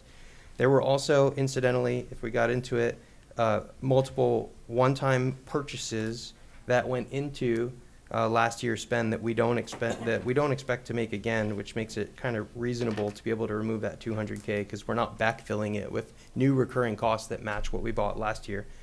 The high school, again, 8% above last year's spend, so the schools are very, very, fairly consistent in their requests. Is 8%, big number, small number, willing to tolerate it, right? This is the actual school portions of the actual school budget. We care about this stuff, right? And so, again, I was going to agree with what the recommendation was there. I did notice it looks like co-curricular growth may take off and become a cost driver soon, but it hasn't quite hit the alarm line yet. So I was just going to kind of put that on as a watch item for next year. All right, so there's only a few left, but there's some heavy hitters. District-wide, so the district element is requesting 18% above last year's spending. That is another $6 million above what it actually cost to do the job last year. That struck me as a regressive request. And incidentally, it was kind of interesting because that's like more than the total cost of the building that got voted down, is like how much additional, resources they're asking for relative to what it actually cost to do the job last year. And they also had the $775,000 debt service that ended last year. So really, when you back that out and you look at what's left for them to actually pay for, they're sort of asking $6.75 million more, so 21% more money for the district-wide portion. I thought that was a lot. And so for that one, I was going to recommend $32.5 million, so backing about 4 out of that number, which, mind you, is still over $2 million more than what it cost to do the job last year. It's not a cut. Nothing's getting lost. It's just a less aggressive increase. There are questions about federal funding that I did want to, somebody brought up, but I just wanted to check in on that. Like We can step, district-wide is pretty complicated, so we can step through that, and that sounds like a large dollar amount. Special so. ed the only one left? And technology. So in terms of special education, let's see, the total cost last year to run it was $19.7. So $19.7 million is what it cost to, almost 0.8, is what it cost to run it last year. And I wanted to propose that we add another $1.5 million to that for a total budget allocation of $21.3 million. That's 8% more money than what it took to do the job last year, no cuts at all, and it's only $1 million less than administration's proposal. So I thought that was a very modest, very fair middle ground, given the two very strong voices in the community. And with that caveat that, remember, like New Hampshire cost of education is about 40% higher than national average. And FAPE, by the way, is a national requirement. So it's not really a reason or a driver for why our cost of education is so high. Be that as it may. So, and then technology, did I not get the technology? Nope. See if I can find my technology. Aha! All right, so about half of the administration's proposed technology budget was one-time expenditures as part of the multi-year technology capital improvement effort that's going on right now. At the January 7th meeting, Matt said that, if the community doesn't support the initiative, then we will stop. And so my recommendation was merely going to be that, that we put the option for voters on to vote that they would like to stop that. And so I was going to recommend that we back out the $722K from the technology infrastructure proposal, which would represent that no thanks for right now on that specific element. And that software and licensing was really exploding. It looks like maybe they're anticipating buying some new licenses maybe as part of that. And so I was going to recommend adding 8% more budget versus last year, which with those two changes would bring us to $1.6 million, which doesn't, and so, that doesn't remove all of the salary increases and the people element and the railroad stuff is all still included in there. It's just backing out some of that, capital improvement plan that they said that they would be willing to pause if voters said so. So all of that bottom lines to, so $89.695 million, which, again, is like $4 million more than what it cost to actually run the school last year. So we're not asking for cuts. We don't want teachers on the streets, programs in pieces. It's just asking for less aggressive spending, and that's my bottom line. Thank you. Naomi? I want to address Anthony's proposed cut of $7 million from the school board's proposed budget. Sorry, point of order. It's not fair to call it a cut. It's an imaginary number that the school board made up. It's not a cut. That's not a real budget. I beg your pardon. Also, we already have a motion on the table, so there actually is a point of order. The motion on the table is about removing $1 million from maintenance.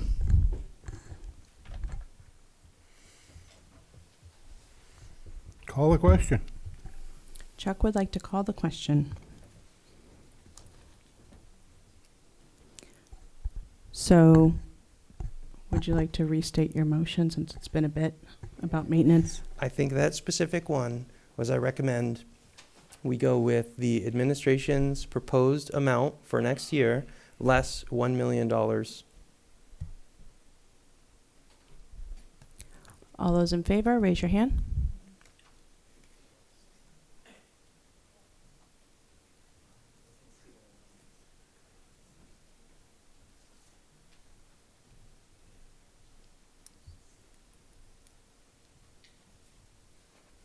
Those opposed?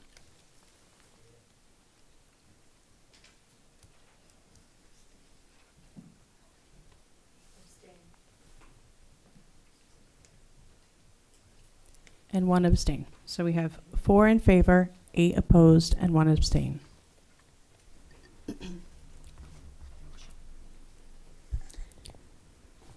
Okay. Naomi? Now I'd like to address the proposed cut of $7 million. So last year, the administration presented the school board with a budget that was about $3 million over default, and the school board went, whoa, that's too much. And so we went back to the administration and said, you know what, you need to shave $1 million off of that. And the administration looked at the programs they were offering, they looked at staffing levels, they looked at how we're gonna maintain our buildings, and they came back with some suggested cuts that improved efficiency and also really hurt the school community. To get rid of that $1 million, we cut 5 existing positions, we stopped 2 programs, and we didn't fund 1 requested position for that. The budget that was then $2 million over default went to the voters, who by a margin of about 200 people voted that budget down, and we had to cut an additional $2 million to meet the default budget. To cut that $2 million, we cut 1 administrative position, we cut a library assistant, we cut a math coordinator, we cut 5 teachers, 3 additional programs, and 2 of the new requests for that year didn't get funded. I'm not sure where you're finding other things that we can cut. They're not there. So cuts of this magnitude are going to hurt. So you say you cut all of those people, and yet there was over $2 million of additional money left over from the salary line items, which begs the question, did you really need to cut them? And with those people being let go, there are still all kinds of you still made all kinds of one-time investments in, technology and all of these different places where you wanted to buy objects and things. So that's the responsibility of the school board to take the money and to make prudent decisions about how you're going to allocate it. That's not our role and responsibility. We did actually cut some maintenance programs, and we did cut the technology budget some. As a part of those cuts, there were a couple of other things. I highlighted the people cost because that's the part that it impacts the students the most. That's the one we feel. You said something else. Oh, I want to address surplus in that too, because we do have a projected surplus this year. The reason we didn't just go, oh, we're going to have a $3 million surplus, we can just keep all of these things, is because by voting down that budget, what the voters were asking for was tax relief. And if we kept that surplus, if we didn't return it back to the taxpayers, they were not going to get that tax relief they were asking for, which is why we made those hard decisions, and they were hard decisions. Rachel? The other thing that Matt talks about a lot, whether it's in school board meetings or in our budget committee meetings, is that we have to have a surplus. If we defaulted, that would require a special election to appropriate additional funds for the school year. There's always fluctuations in the healthcare cost. And so again, that's another number that can vary because Matt is given a number by our carrier, and that's what he uses for budgeting purposes. Fact of life changes obviously make that increase or decrease. And again, to go back to the surplus that Naomi just mentioned, with the surplus, that is a line that shows up on the revenue side. If there's no surplus, that revenue is not there on the revenue side, making your tax impact higher. So when other people like to talk about, or even us, right, like to talk about other districts, one of the biggest things, and somebody mentioned it tonight, is looking at that revenue side. The more revenue Merrimack can get on that balance sheet, the lower the tax impact is. But unfortunately, this town does not have the same type of revenue that's coming in as other towns around us.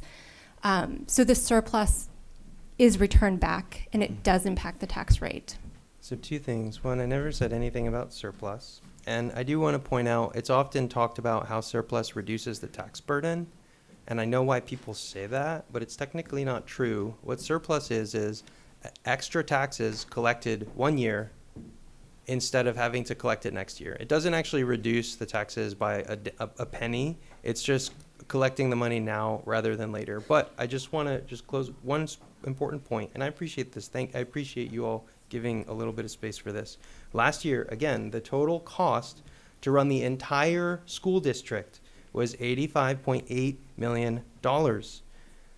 I'm proposing we add another $3.9 million to that total for 89.7. That is not cutting anything. That is adding $3.9 million more than what it cost to do the job last year. And so talking about that in the context of all of these violent cuts is just, it just doesn't seem fair. Can I? Rachel? Do you mind? Yeah. This is what I was talking about with apples to apples comparison. You're talking about a number from 2 years ago. So many things have happened from 2 years ago.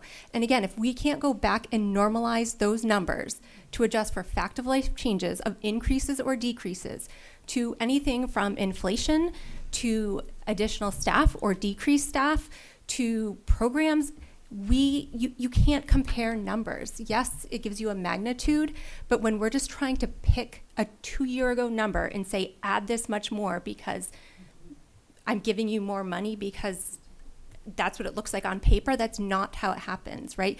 We saw the our 2024-2025 approved budget, right? So that's the number that we have to at least use as a data point at this point, not 2 years ago without those adjustments. Are you suggesting that we put that 91 million here in this column? Because that was the approved amount that the voters. I mean, that's what's been approved and appropriated, right? That's the total appropriation, though, would include The warrant articles and, yeah. But this number wouldn't, because this is not rolling in. Like, we're not proposing the warrant article total tonight. Can I address? So, Rachel has vastly more experience in this area than I do. I'm pretty smart, and I can Google things. And one of the things I Googled was, how do you project expenditures for successive years? And what Google told me is that you take an average of inflation for the past 5 years and you apply it to your expenditures. So I did that. I did it for both the year we're in and next year, because obviously we don't have final numbers for the year we're in yet, right? So I took that $89 million that we're talking about, that was that total spend last year. We spent 85. Oh, sorry, that was adjusted for inflation. I'm looking at the wrong line. I did take the 85. I was just looking at the wrong line. So I took the 85 that was the actual spend. The average rate of inflation over the last 5 years was 3.97%. So I did that, and actually that adjusted that 85 for an actual spend of 89 million-ish. And I want to talk about the surplus for a second, because you're essentially correct. We do raise it, and it does go back, and it's sort of a steady state, right? But that goes back to the reason why we didn't just use that surplus when the budget went down is because you would feel that as soon as you stop doing it, you're going to feel it in your taxes, right? It's steady state, and it provides us with the cushion we need to be financially solvent and not run into problems like, for example, when we have bats in our walls. So I came up with a projected spend of 89 million. Which I think you literally just calculated what the inflation-based growth of the budget from last year. That's apparently the spending what would you be. do, says Google. And then I added that 3% cushion because I don't want to hit the taxpayers with that. And it came out to $91 million, which interestingly was the default budget last year. I did that out again. I took the 89 and I applied that inflation, and I got $92 million. With that 3% cushion is the $95 million, which is the default budget this year. So the default budget is an inflation-adjusted budget. That's what it is. But what you're doing there, which is like what makes that funny, is you're taking, so say the spend from that prior year, while that money was being spent, that inflation was happening. And so into the next year, if you were going to try to spend the same money, it's telling you what it would cost that next year. So you're sort of like doing an element of the math correct, except you're retroactively applying it. So you're saying we spent 85 million, but really that was 89. No, I'm saying that our projected expenses for the following year, if you're adjusting it for inflation, if you want to fund the same amount of stuff, the cost is going to go up. If you want to have less stuff, you can spend the same amount of money. But if you want the same amount of stuff we have this year, the cost is going to go up. That's what I'm saying. Can I, Marie? Can I just respectfully disagree with one point of your analysis, Naomi? In science, when we're looking at a bunch of data points and we want to take an average, usually if you see one data point that's severely out of sync with the others, you toss it. And I think one of the years you're averaging in, the inflation rate was 9.1%, which is going to skew that average inflation much higher. And then if you took like the 4 years without the outlier, would give you a more even. I tell you what, the first year I have 1.8%. The second year I have 1.2%. The third year I have 4.7%. The next year I have 8%. Okay. The next year I have 4.1%. So if I'm taking out those outliers, I also need to take out those two 1% numbers, which leaves me with about 4%. You take out the 8%, and if you have two data points out of them, that lends more reliability to them. If you have two data points. In any case. Yeah. We need well, to be... it's called whether you're using a mean, a median, or a mode for an average. Correct. And I did what Google told me was the way that you project spending. John, thanks. Yeah, and I think maybe a different way to look at this is a dollar spent 2 years ago is probably going to be, if I just use 2.8%, $1.28 in this year. And if I use 2.8 again, it's going to be $1. I don't know. I'm not going to do mental math in my head. $1.56, right? 28%, not 2.8%. A dollar isn't $1.28 with 2.8% increase. That's 28% increase. Sorry. See, this is why I don't do mental math in my head in public, especially on camera. And when but the point is it compounds over time, right? So that also needs to be considered. And knowing that the value of the dollar decreases over time, right? You need to spend more money, in the out years to accomplish what you need to do today.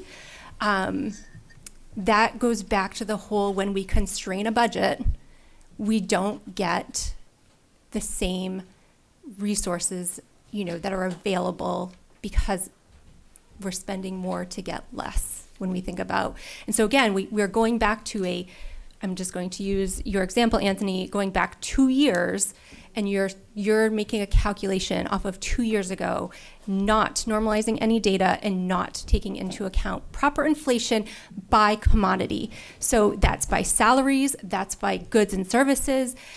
It's not just an even 2% inflation. If we really wanted to do this, we would do it, as reflected, by what's happening today.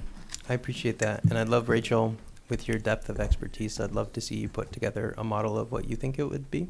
But I'll also just point out, as a major backdrop at the higher level, New Hampshire spending on education is 40% higher than national average. And so all of these onesie, twosie % discussions are in the noise. So we live in the relative to Northeast, what- right? We live in the Northeast. That matters. It matters. But not everybody in the Northeast is up there with us. We're a special case. There's No, we're something not. special going on in New Hampshire.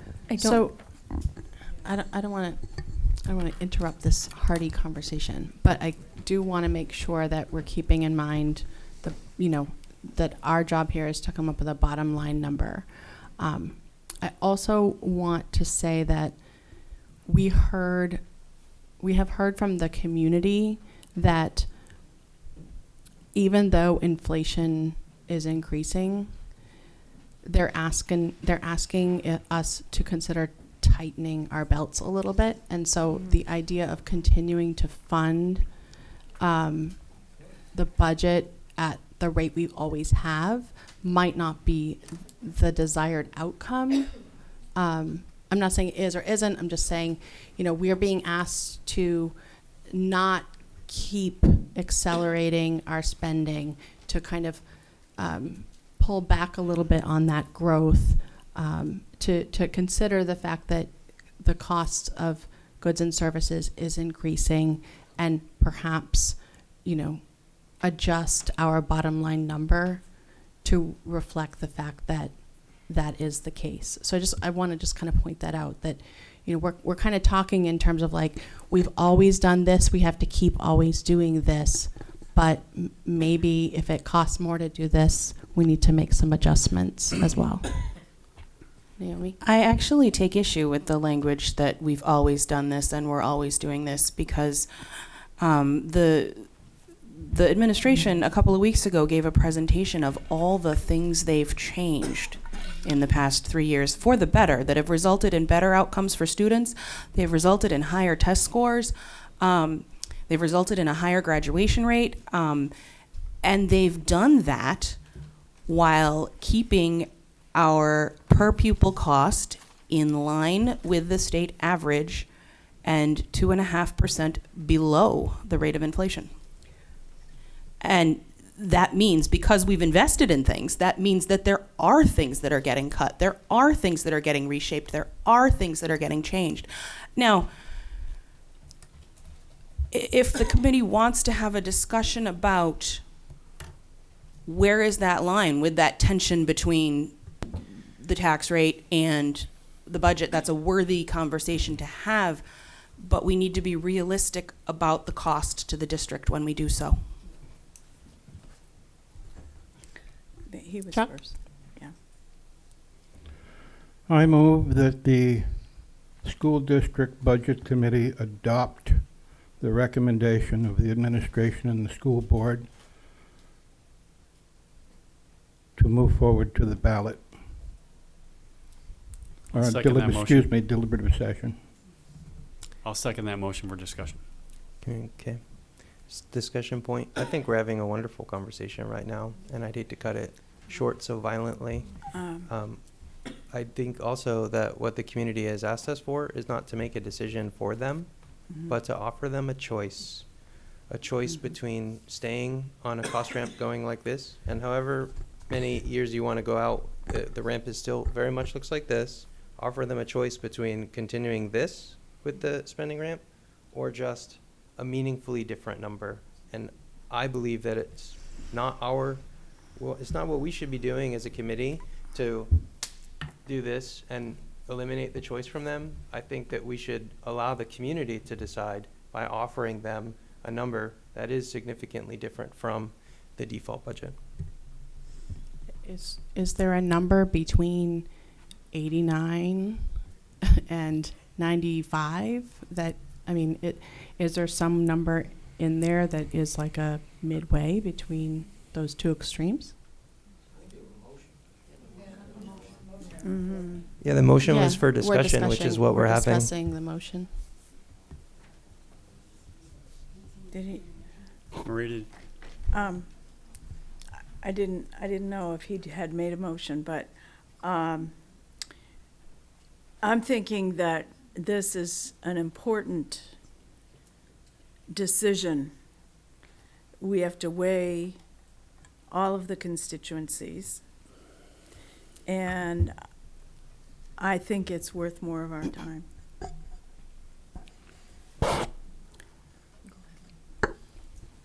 Lee? You can go ahead, Lee. Oh, who's next? Shannon? I think we both raised our hand at the same time. Go ahead. A little bit to what Marie was talking about is that we have a great divide within our community just about the school board budget. And I think we all agree that students are definitely a priority. However, we also have to realize that our senior citizens are also our priority. And they also have a voice, and we may not all agree on the same thing. I would agree with Anthony that there is a significant ramp, and what I think a happy medium between what the proposed budget is with the school and what the voters want is to just bring that number down more. I'm not saying 89 million by any means. It's a starting point, but I think it's a great discussion. Just be careful, because in our community it's diverse, and we need to be making sure that we're taking care of everybody and listening to all their needs. And by just throwing it out there and throwing that motion, hey, 96, and we're not willing to at least talk to the other points about what our community is concerned about, I just think it's wrong, and we owe our town time to be able to discuss this, and just throwing that out on the table, I think it's just morally wrong.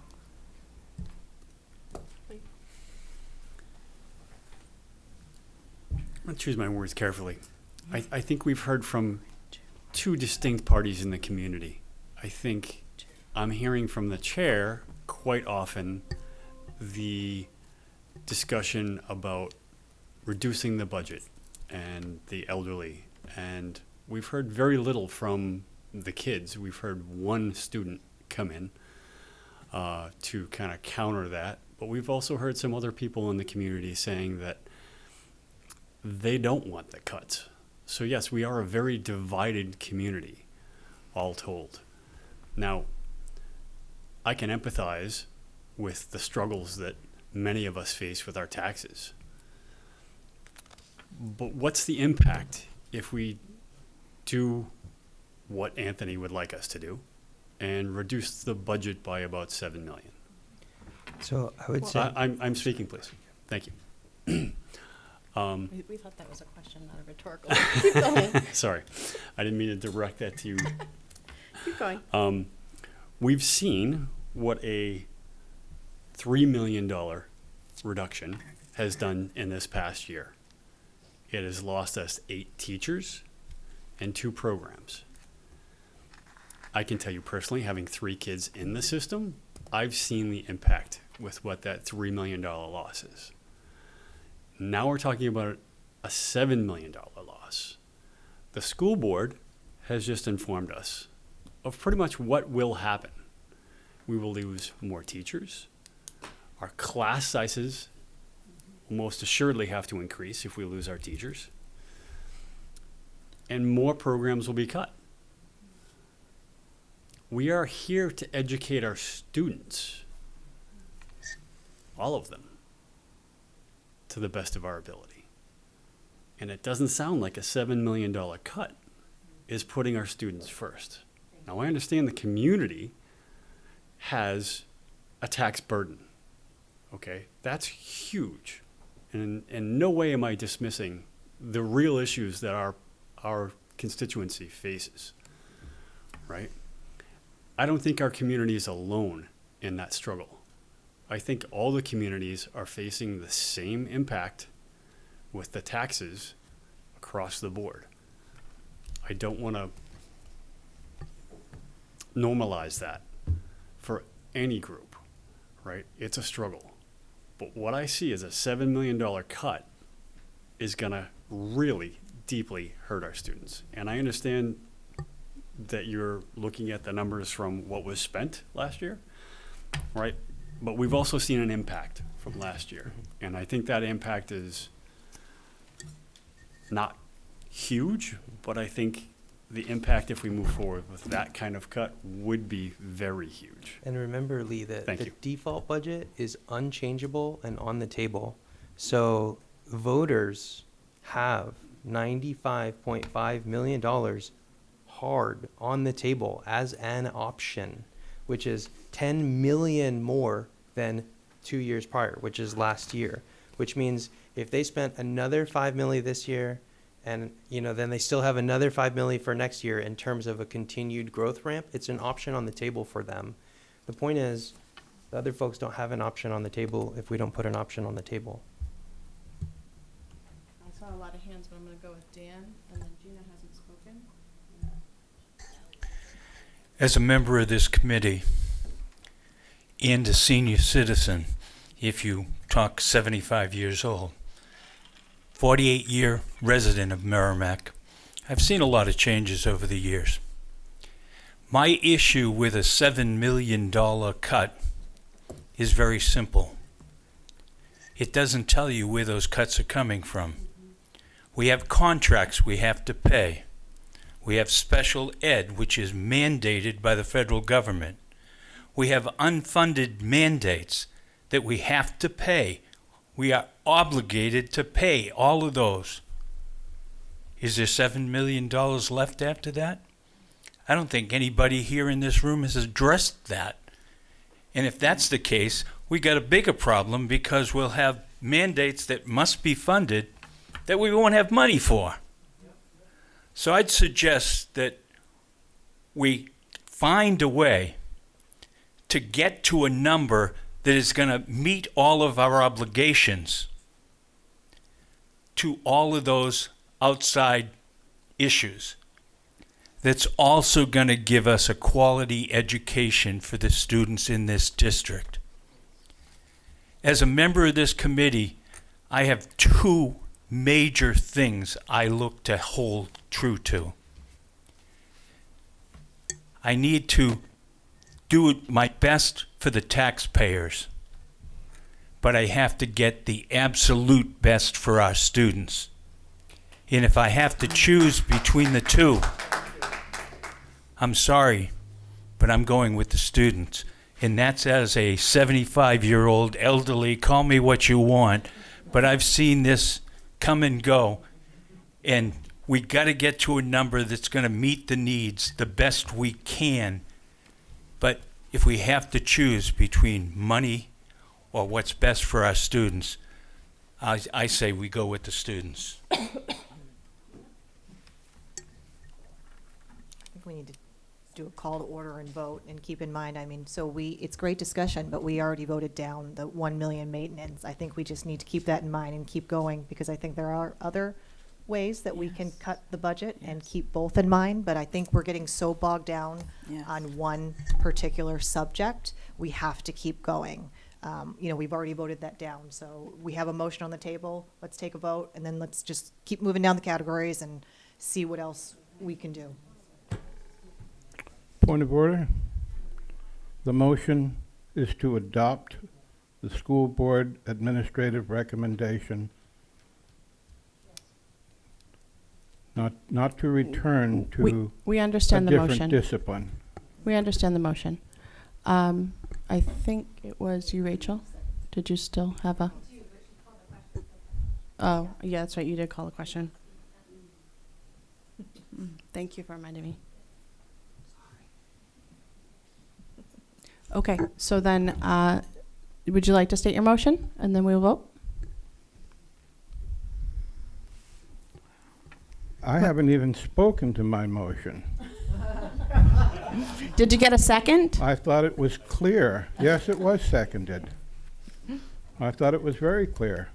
Okay, so The you don't municipal want to restate budget it? committee here, the school district budget committee adopts the full recommendation of the administration and the school board as presented to the budget committee. So to be clear, that we are voting on the $96,823,198.42 number, and you're asking the committee to vote on whether to adopt that number, right? Yes. Great. All right, are we ready for a vote? Can I ask a question as a point of order? Well, do I not get to speak to my motion? Well, but I You mean, said point your of motion was order. straightforward and you didn't need to speak to it. Oh. Yeah. Would you like to speak to it? I mean, you're definitely I think open what to you it. just said is that you want to forego all community. I'd like a little all courtesy discussion, is what I'd really like. which I don't even think you should validate. I'd like a little courtesy, particularly from the argumentative divisiveness that we've seen here over the days that we've held budget committee meetings. I've tried very hard to contain myself at things that I would never have thought would have ever happened, would never have come out of anybody's mouth. I am a native of this community. I have been here 76 years.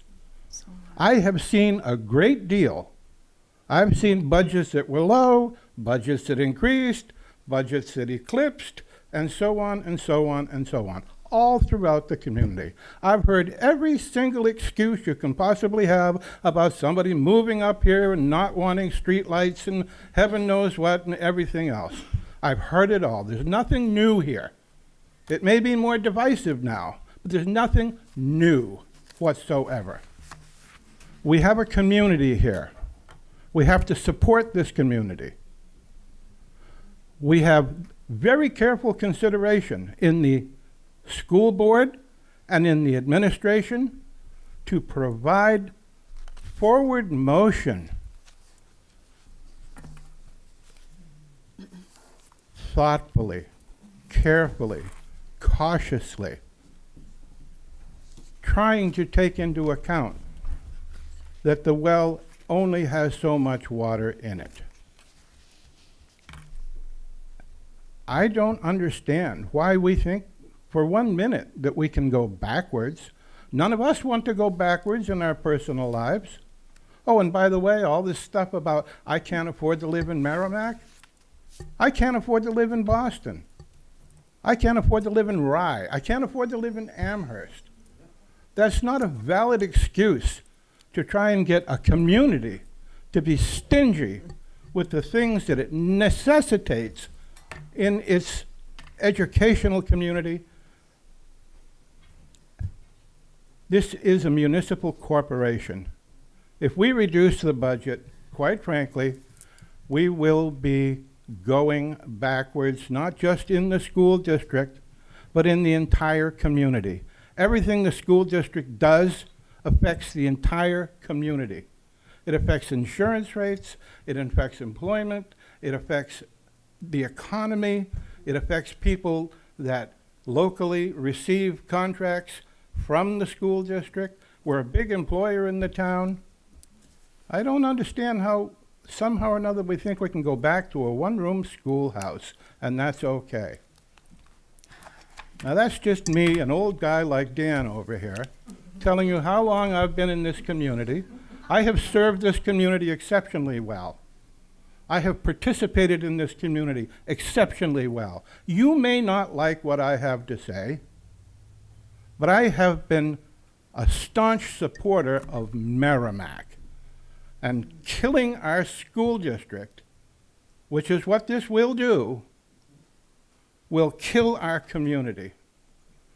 I just don't believe that our dreams can be so petty here in Merrimack that we want to just die on the vine. Okay. The question has been called.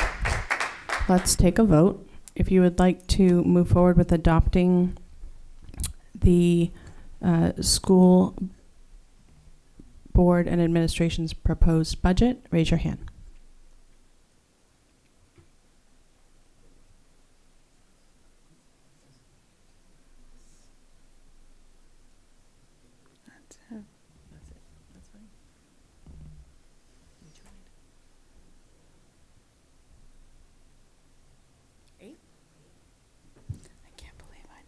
Those opposed?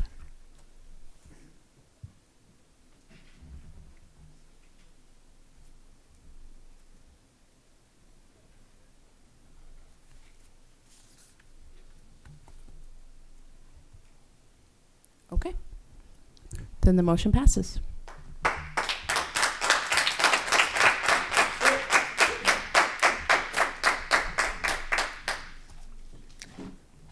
So, no further discussion or? No further discussion. Okay.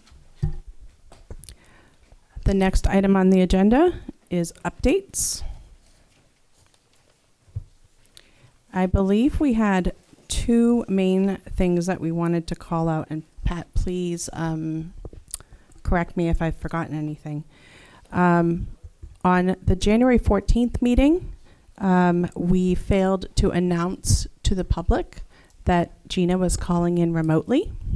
So we wanted to take a moment and announce that and put it on the record. We have you as attending the meeting, but we didn't formally say that you were attending remotely.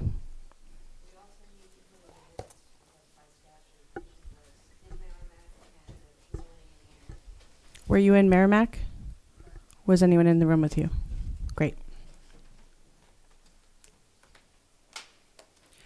I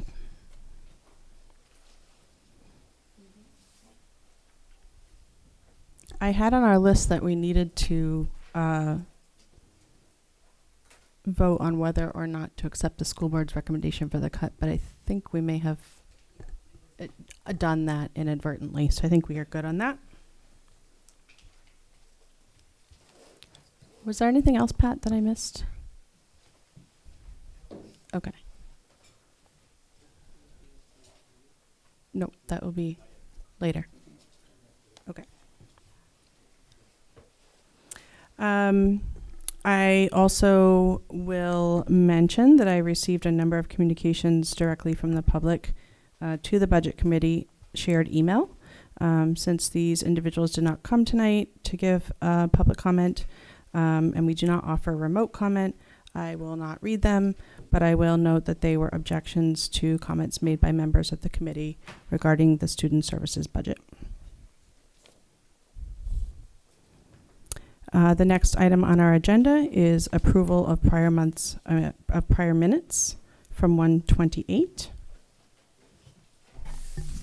Are there any additions or I corrections? have a number of corrections for those minutes. Additions or corrections to the minutes, Marie? Yes.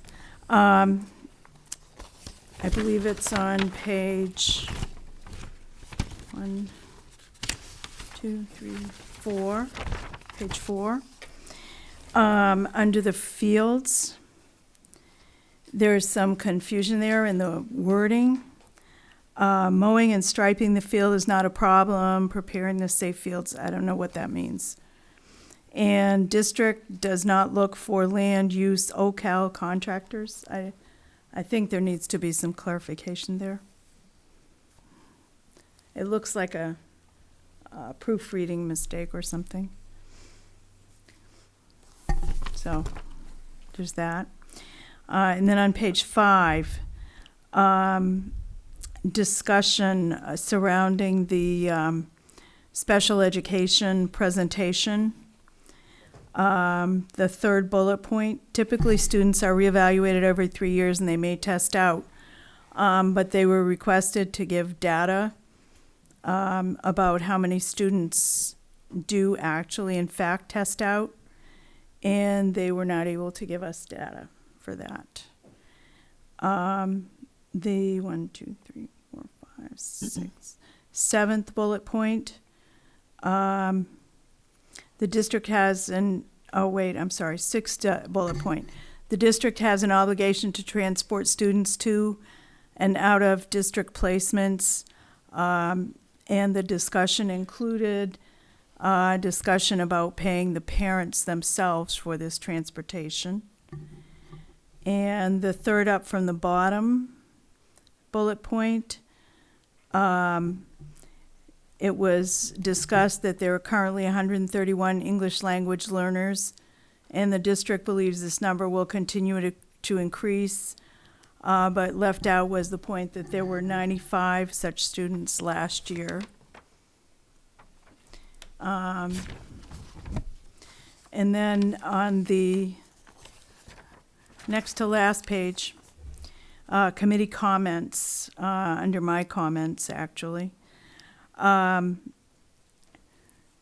I would like to have it added at the end of that, a look at the proposed budget with an analytical eye and ask questions before making decisions, was part of my point. Thank you. Are there any other additions or corrections to the minutes? Two I'd like to mention. One was on the vote to prevent committee members from showing PowerPoints or whatever. Naomi was listed as against that, but Naomi was in favor of that. And then the other one was on my comment that is listed towards the end.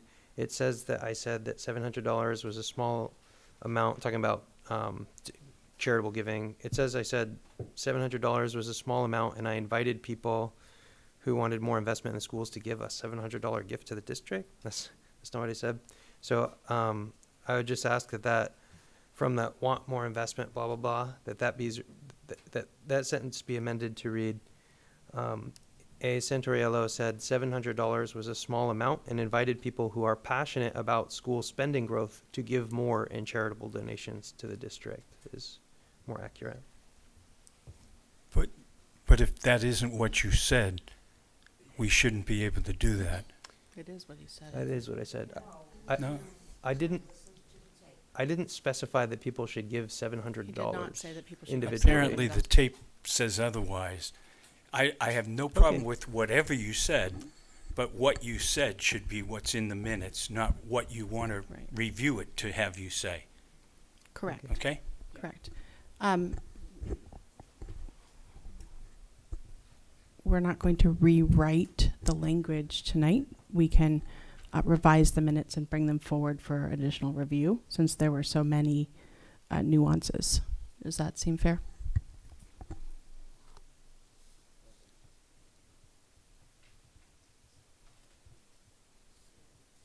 Okay.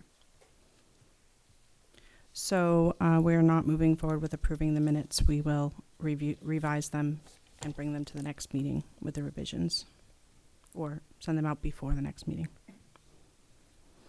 Speaking of that, our next meeting date is February 11th. We are scheduled to meet at 6:30 p.m.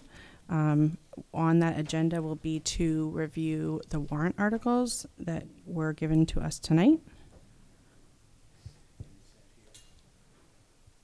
It is here, yep. And then our public hearing is at 7 p.m. So the committee will meet first, then we will have our public hearing. The committee will meet, we will adjourn our meeting, we will have the public hearing, and then we will reopen our meeting post-public hearing. That's how it will go. Any questions on that? Okay. All right, I'll open the floor for public participation. Hi, Heather Rubtai, 45 Springfield Circle. Thank you to our committee members for the long hours that you have put in serving our community and listening to everyone who's come out tonight. I think we've heard it's very clear that people are at a breaking point, and the way that New Hampshire's funding education is broken and it's hurting people. And we don't want to see seniors leave. We don't want to see anyone have to leave their house because of New Hampshire's inability to fund education equitably. That is not a problem that this committee can fix. But we did have Representative Rung, Representative Nodder, and State Senator Tim Magoo here.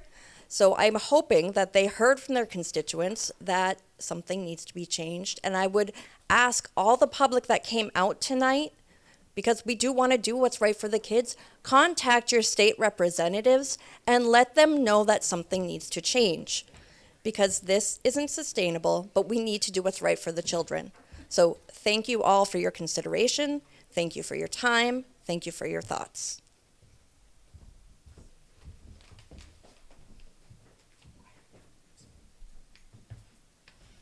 Good morning. Almost, isn't it? Please state your name for the record. Name is Richard Barry. I live on Kyle Road in Merrimack. I'm a newcomer. I've only been here 40 years. And I'm just early 80s, so I'm not got there. By the way, I was a state rep for 10 years, budget committee for Health and Human Services for 6 of those years. So I feel sorry for you because the numbers that I got handed down to me, you were trying to build them up. What we didn't get in the budget committees were ideas that said, here's how we're going to improve.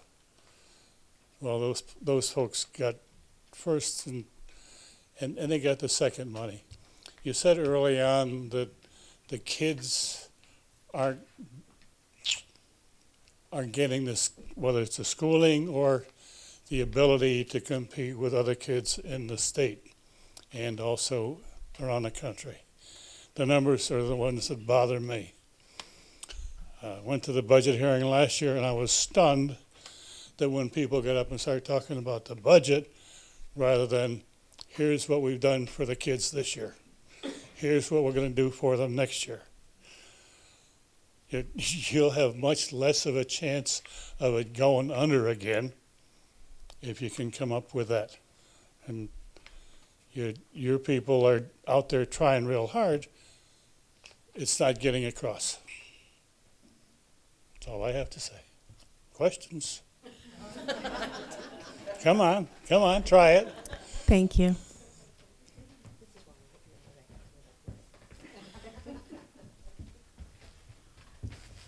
Hi, Karen Mortimer, still at 5 Everest Drive.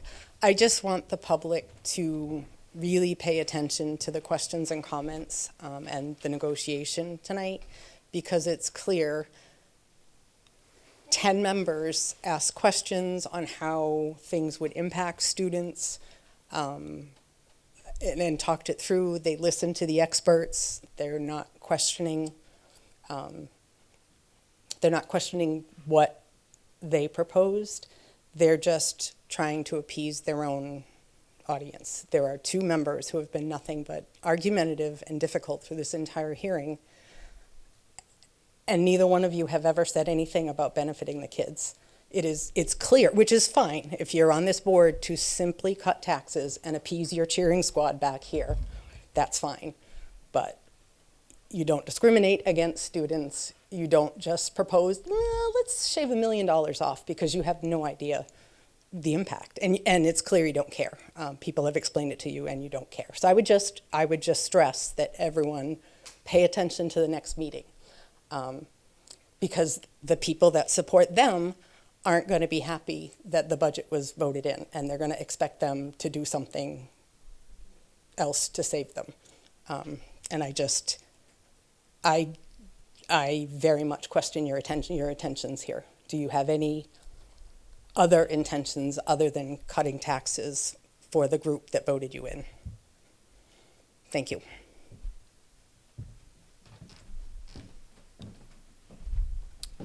Any other public participation?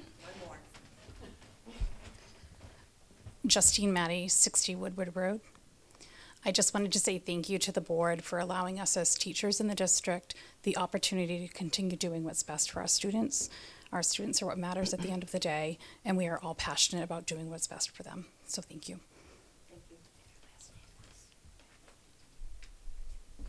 Okay, I think that's it. We can close public participation. Are there any committee comments? I have one. I think you're okay. All right, Marie? To the lady who just spoke, as a former teacher at Merrimack High School, retired, science department, 25 years, 40-year Merrimack resident, 3 students graduated Merrimack High School and have very fine careers. One of them had an IEP. I certainly feel that I'm considering the students for sure. But I'm not happy with the way this discussion was truncated. I had a list of things that I had probably spent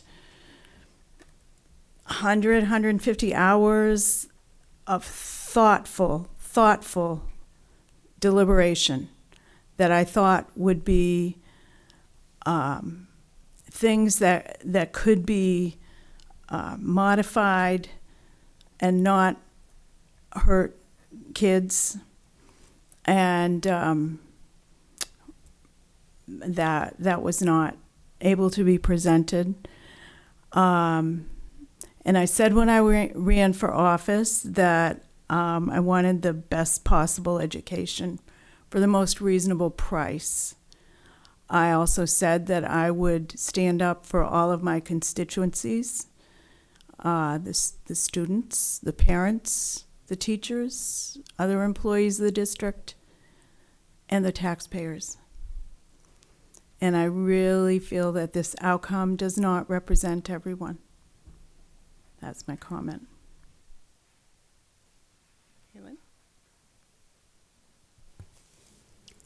My comment wasn't really about most of what happened today, actually, but it is about budget.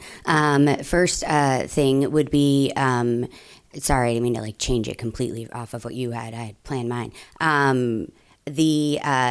That we do have the ability to increase our elderly exemption, not us right here tonight, but that is something that our town is able to do to make us more comparable to surrounding towns.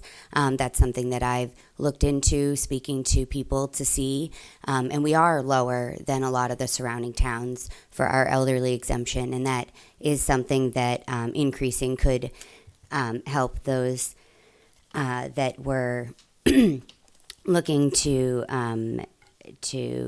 get that. The other two things, I had mentioned it last night at the school board meeting, but I will probably keep mentioning that there are a lot of bills that are in the House right now for that have to do with education and education funding. And those are things that we have the ability to lend our voice, every person from at home to here. You actually have until midnight tonight to weigh in on these two fine bills that were done today. They both have financial impacts on them. One of them is HB 769, and it is relative to the base annual cost per pupil that would be provided. So right now we're getting $4,100 per pupil, and this would change it to $7,356.01 per pupil, not including the differentiated aid. So that would be really helpful. So for all of you that were just like, whoa, say that again, slow down, lady, it was 769, HB 769, and you have till the end of tonight to put that you are in favor, or if you think that it should be less, that's a choice too. And then the other one that I spoke very much in opposition and testified at the hearing today was the relative to aid to school districts for the cost of special education. You know how we're supposed to get that like 100%, and they've been lowering it down to like the 67%. There's a bill today that they were putting out that would say, JK, we're always only going to cap out at 85% max. We don't even like 100 anymore. We're going back down to 85. And they want us to just say, cool, that means that each district would have about a $9 million increase annually to their budget for special education that they would have to eat because it is FAPE. You have to provide it. So you would have to eat that cost. So again, this one, I don't even know if I said this one. This one was HB 773, and sure hope you're in opposition of it, because I was, and I gave a nice spiel. I was actually the only person to show up and testify.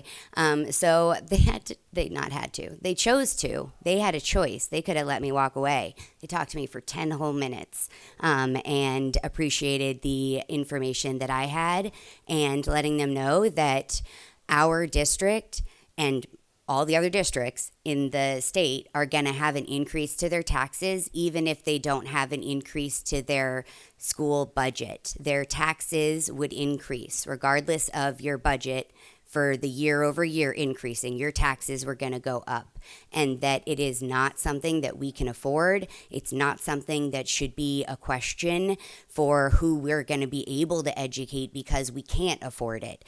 And that they were very appreciative of having somebody be able to speak to them and answer a lot of their questions. Probably not the best, but I sure did try. So there are bills for this whole week, and there are going to be bills, I believe, for like the next 2 weeks that are in the House, and then everything's going to start to shift over to the Senate if it gets there. So those are all really important things that we can actually all use our voices to be able to say how we would like our state to be able to fund education. So that was unreal. Where can the public find this information? That's a really great question. Such a good question you have. It's like on the internet. It's definitely there. It's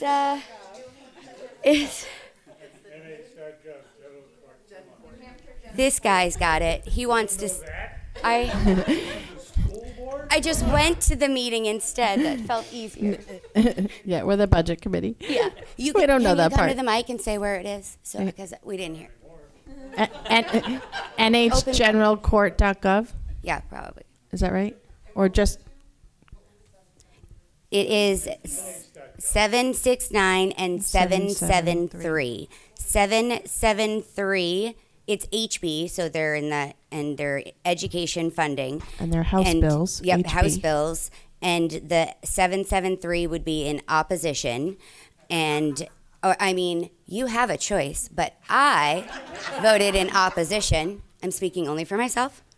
And then I voted in favor of 769, which would increase our cost per pupil that the state has to provide us with from the $4,100 to $7,356 and a penny. I want to know where that penny comes from personally, but I'm it's a taking rounding error. I'm not telling them that. Right. Naomi? It's a decimalpoint.com. I- Quick one for you. May I suggest that when you do this for the public,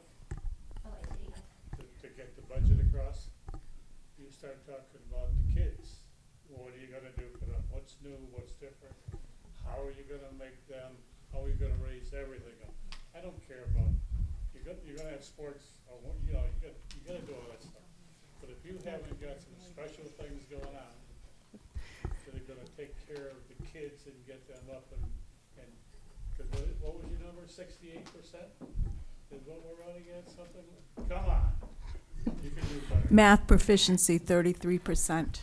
I think Naomi was the next comment. I want to respond to Marie's comment because you have a very valid complaint. And this kind of happened last year too. It definitely happened last year too.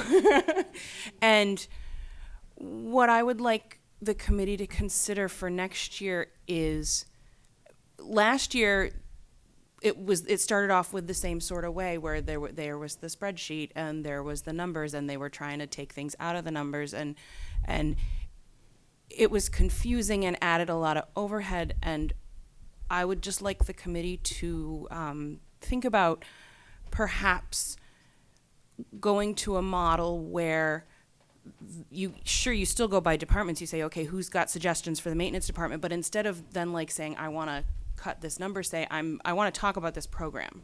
That was the purpose tonight. That was what was supposed to happen. It got confused, and it was the purpose last year too. Yeah. But the same thing, we had the same result last year, and we I had even the same sent result out like a, hey guys, this is year. how we're going to do it. We're going to. I hear that, and the end result was that people didn't feel heard, and I don't like that. And it happened last year, and I want to think of a way to make everybody feel heard and be heard, not just feel heard. I want everyone to be heard. Yeah. Yeah. But you did also vote in favor of accepting a number before we got the chance to talk about everything in it. So I did, because it actions was speak louder than because it words. was 10 o'clock at night, and we were spinning our wheels, and we didn't have a process. Marie? I just wanted to suggest, since we're making some suggestions about next year, that instead of that enormous book, which had a pretty huge learning curve to figure out how the heck the thing works, and it's cumbersome to carry around. It's a pain to leaf through all these pages, and like Program 40 was in 6 different places, but if you make a spreadsheet, you can get Program 40 all in one column with a total at the bottom. Why can't we have the information given to us digitally next year? We did receive the information digitally, but the committee chose not to use it.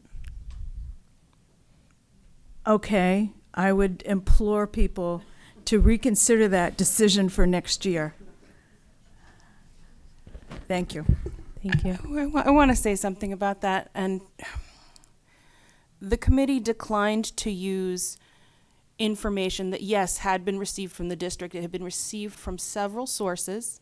It had been put together by one member of the committee. It had had analysis added to it by one member of the committee, and it hadn't been discussed by the committee and approved to be used by the committee ahead of time. It was just given to us. I am completely in favor of anyone using any kind of data they want to make their decisions. What I object to is having one committee member's analysis presented as though it is the will of the committee without being vetted to make sure that everything is where it should be. I use spreadsheets, but there were spreadsheets that I generated from the 6-year spend that was provided by the district. I'm pretty fairly confident that those numbers were correct.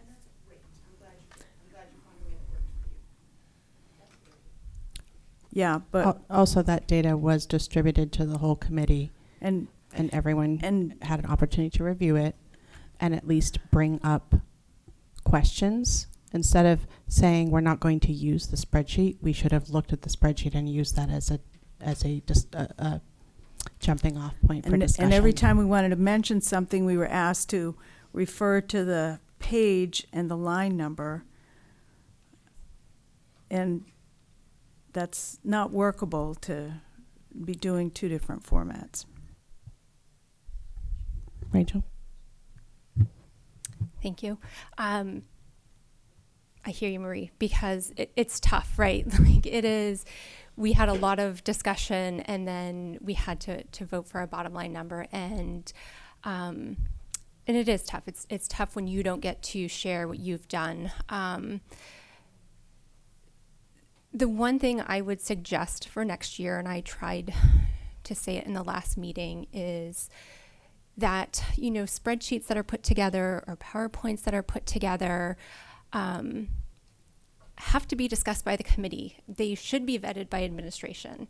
When administration can't trace back to numbers, me as a committee member, I don't get confidence, even though they provided the source data. We all know that source data can be used and manipulated, and things can happen, right? Like you can click the wrong cell by accident and it throws off your numbers. So it's just good to be able to speak, for any of this stuff. If we wanted a working spreadsheet, to me, it should have been done either at the start of this process or at least 2 meetings ago. And it should have been discussed and either approved or disapproved at that point. But to throw it up in a working session when, again, to me, numbers matter, because we can't talk about something 2 years ago and then just apply, something, just numbers in general. We can't just throw those out there. To me, I hear the community. I think we all have experienced ourselves the tax burden. We all have family and friends. My family, they're not in New Hampshire, they're in a different state, but I hear it from them too. Everything is expensive, taxes hurt, right? Like, I get it. But I've heard the term a couple of times, that we need to give the taxpayers a choice from this committee. The choice that was trying to be made today to drop, to lower by $7 million wasn't a choice for the students. It wasn't a choice for our staff. It wasn't a choice that would offer anything that would forward progress our students, right? And that is why we are here for this district. So I agree with Dan's sentiment. We're here for the taxpayer, we're here for the students, but bottom line, if we take $7 million, it's not a choice anymore for the students. And I think that's why, the motion was made, and that's why I stood with it. So, But nobody made a motion to cut $7 million. No, they didn't. And there was plenty of room to discuss. In fact, I said maybe we can meet in the middle and I agree, come up but a with a motion number. had already been made at that point, so we had to work off of that motion. I understand, but So- again, you didn't have to vote for a motion Right. to stop the conversation. You could have instead motioned for another number that was midway. Or could have voted for more discussion. Yeah, I mean, you like to say that you understand the taxpayers, but We're your arguing something that's but your it's done. vote It's doesn't gone. really It's reflect voted that. on. So, and with respect to the spreadsheet, I invite anyone from the committee to build their own spreadsheet and share it with the committee, same as was done this year. I know many of you have the skill set to be able to do that, and yet no one did, and no one wanted to acknowledge the possibility of using the spreadsheet that was created. Everyone had the data. The final spreadsheet was sent out. The initial source data was sent out to everybody. The compiled spreadsheet was sent out to everybody. It was also sent to district admin. No one wanted to take the time to do the vetting that they say should have happened in order to have a conversation. So I'm disappointed, similar thoughts as Marie, but I'm disappointed that this committee could not have found a way to work together to review the numbers in a meaningful way and come up with some sort of middle ground. Those are my comments. Gina? I don't think it's really fair for you to admonish Rachel about what she just said and how she voted. She's sharing her opinion. We were here last year. I agree also. I would have liked more discussion, but at 10 o'clock, we went over one line item, maintenance. That's it. We would have been here until 12:30 and probably gone through 2 or 3. And to me, it didn't feel right just throwing out a number in between 7 million and what the budget was. We needed more thoughtful discussion, but at this point, I really didn't feel like there was going to be a way that we could all come together and find that number and make that decision. And we didn't need to throw out a number. What we needed to do was exactly what you said earlier, which was to let's go back to the process and go through and look at each department, because people did do a lot of work to reflect on Absolutely. each department and to come forward with some recommendations. It could be my misunderstanding, but was under the impression that this meeting and next week's meeting were both going to be work sessions. I didn't realize there would be a final decision tonight in one night. I mean, the purpose was Yeah. to That was probably work my on it. misunderstanding. No, the purpose was to work on it and create, sort of a draft and then do a vote, either think on it for next week or whatever. But as you said, the conversation was cut short by a motion. Are you saying, though, that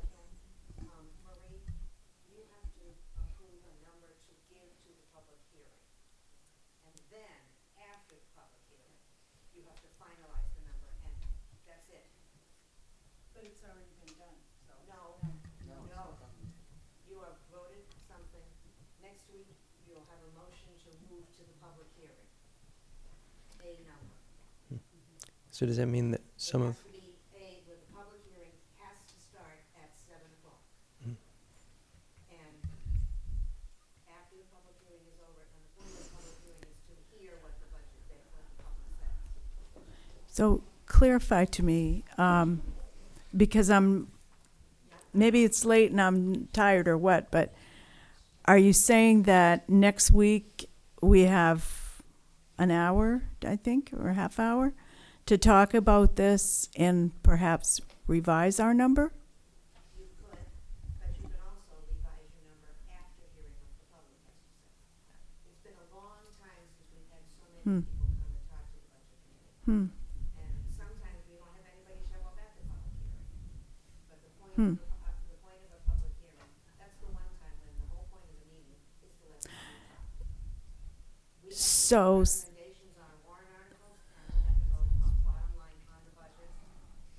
so someone could make a motion to reopen discussion, I think is what I'm hearing. Thanks. That's why I said, that's the way it is.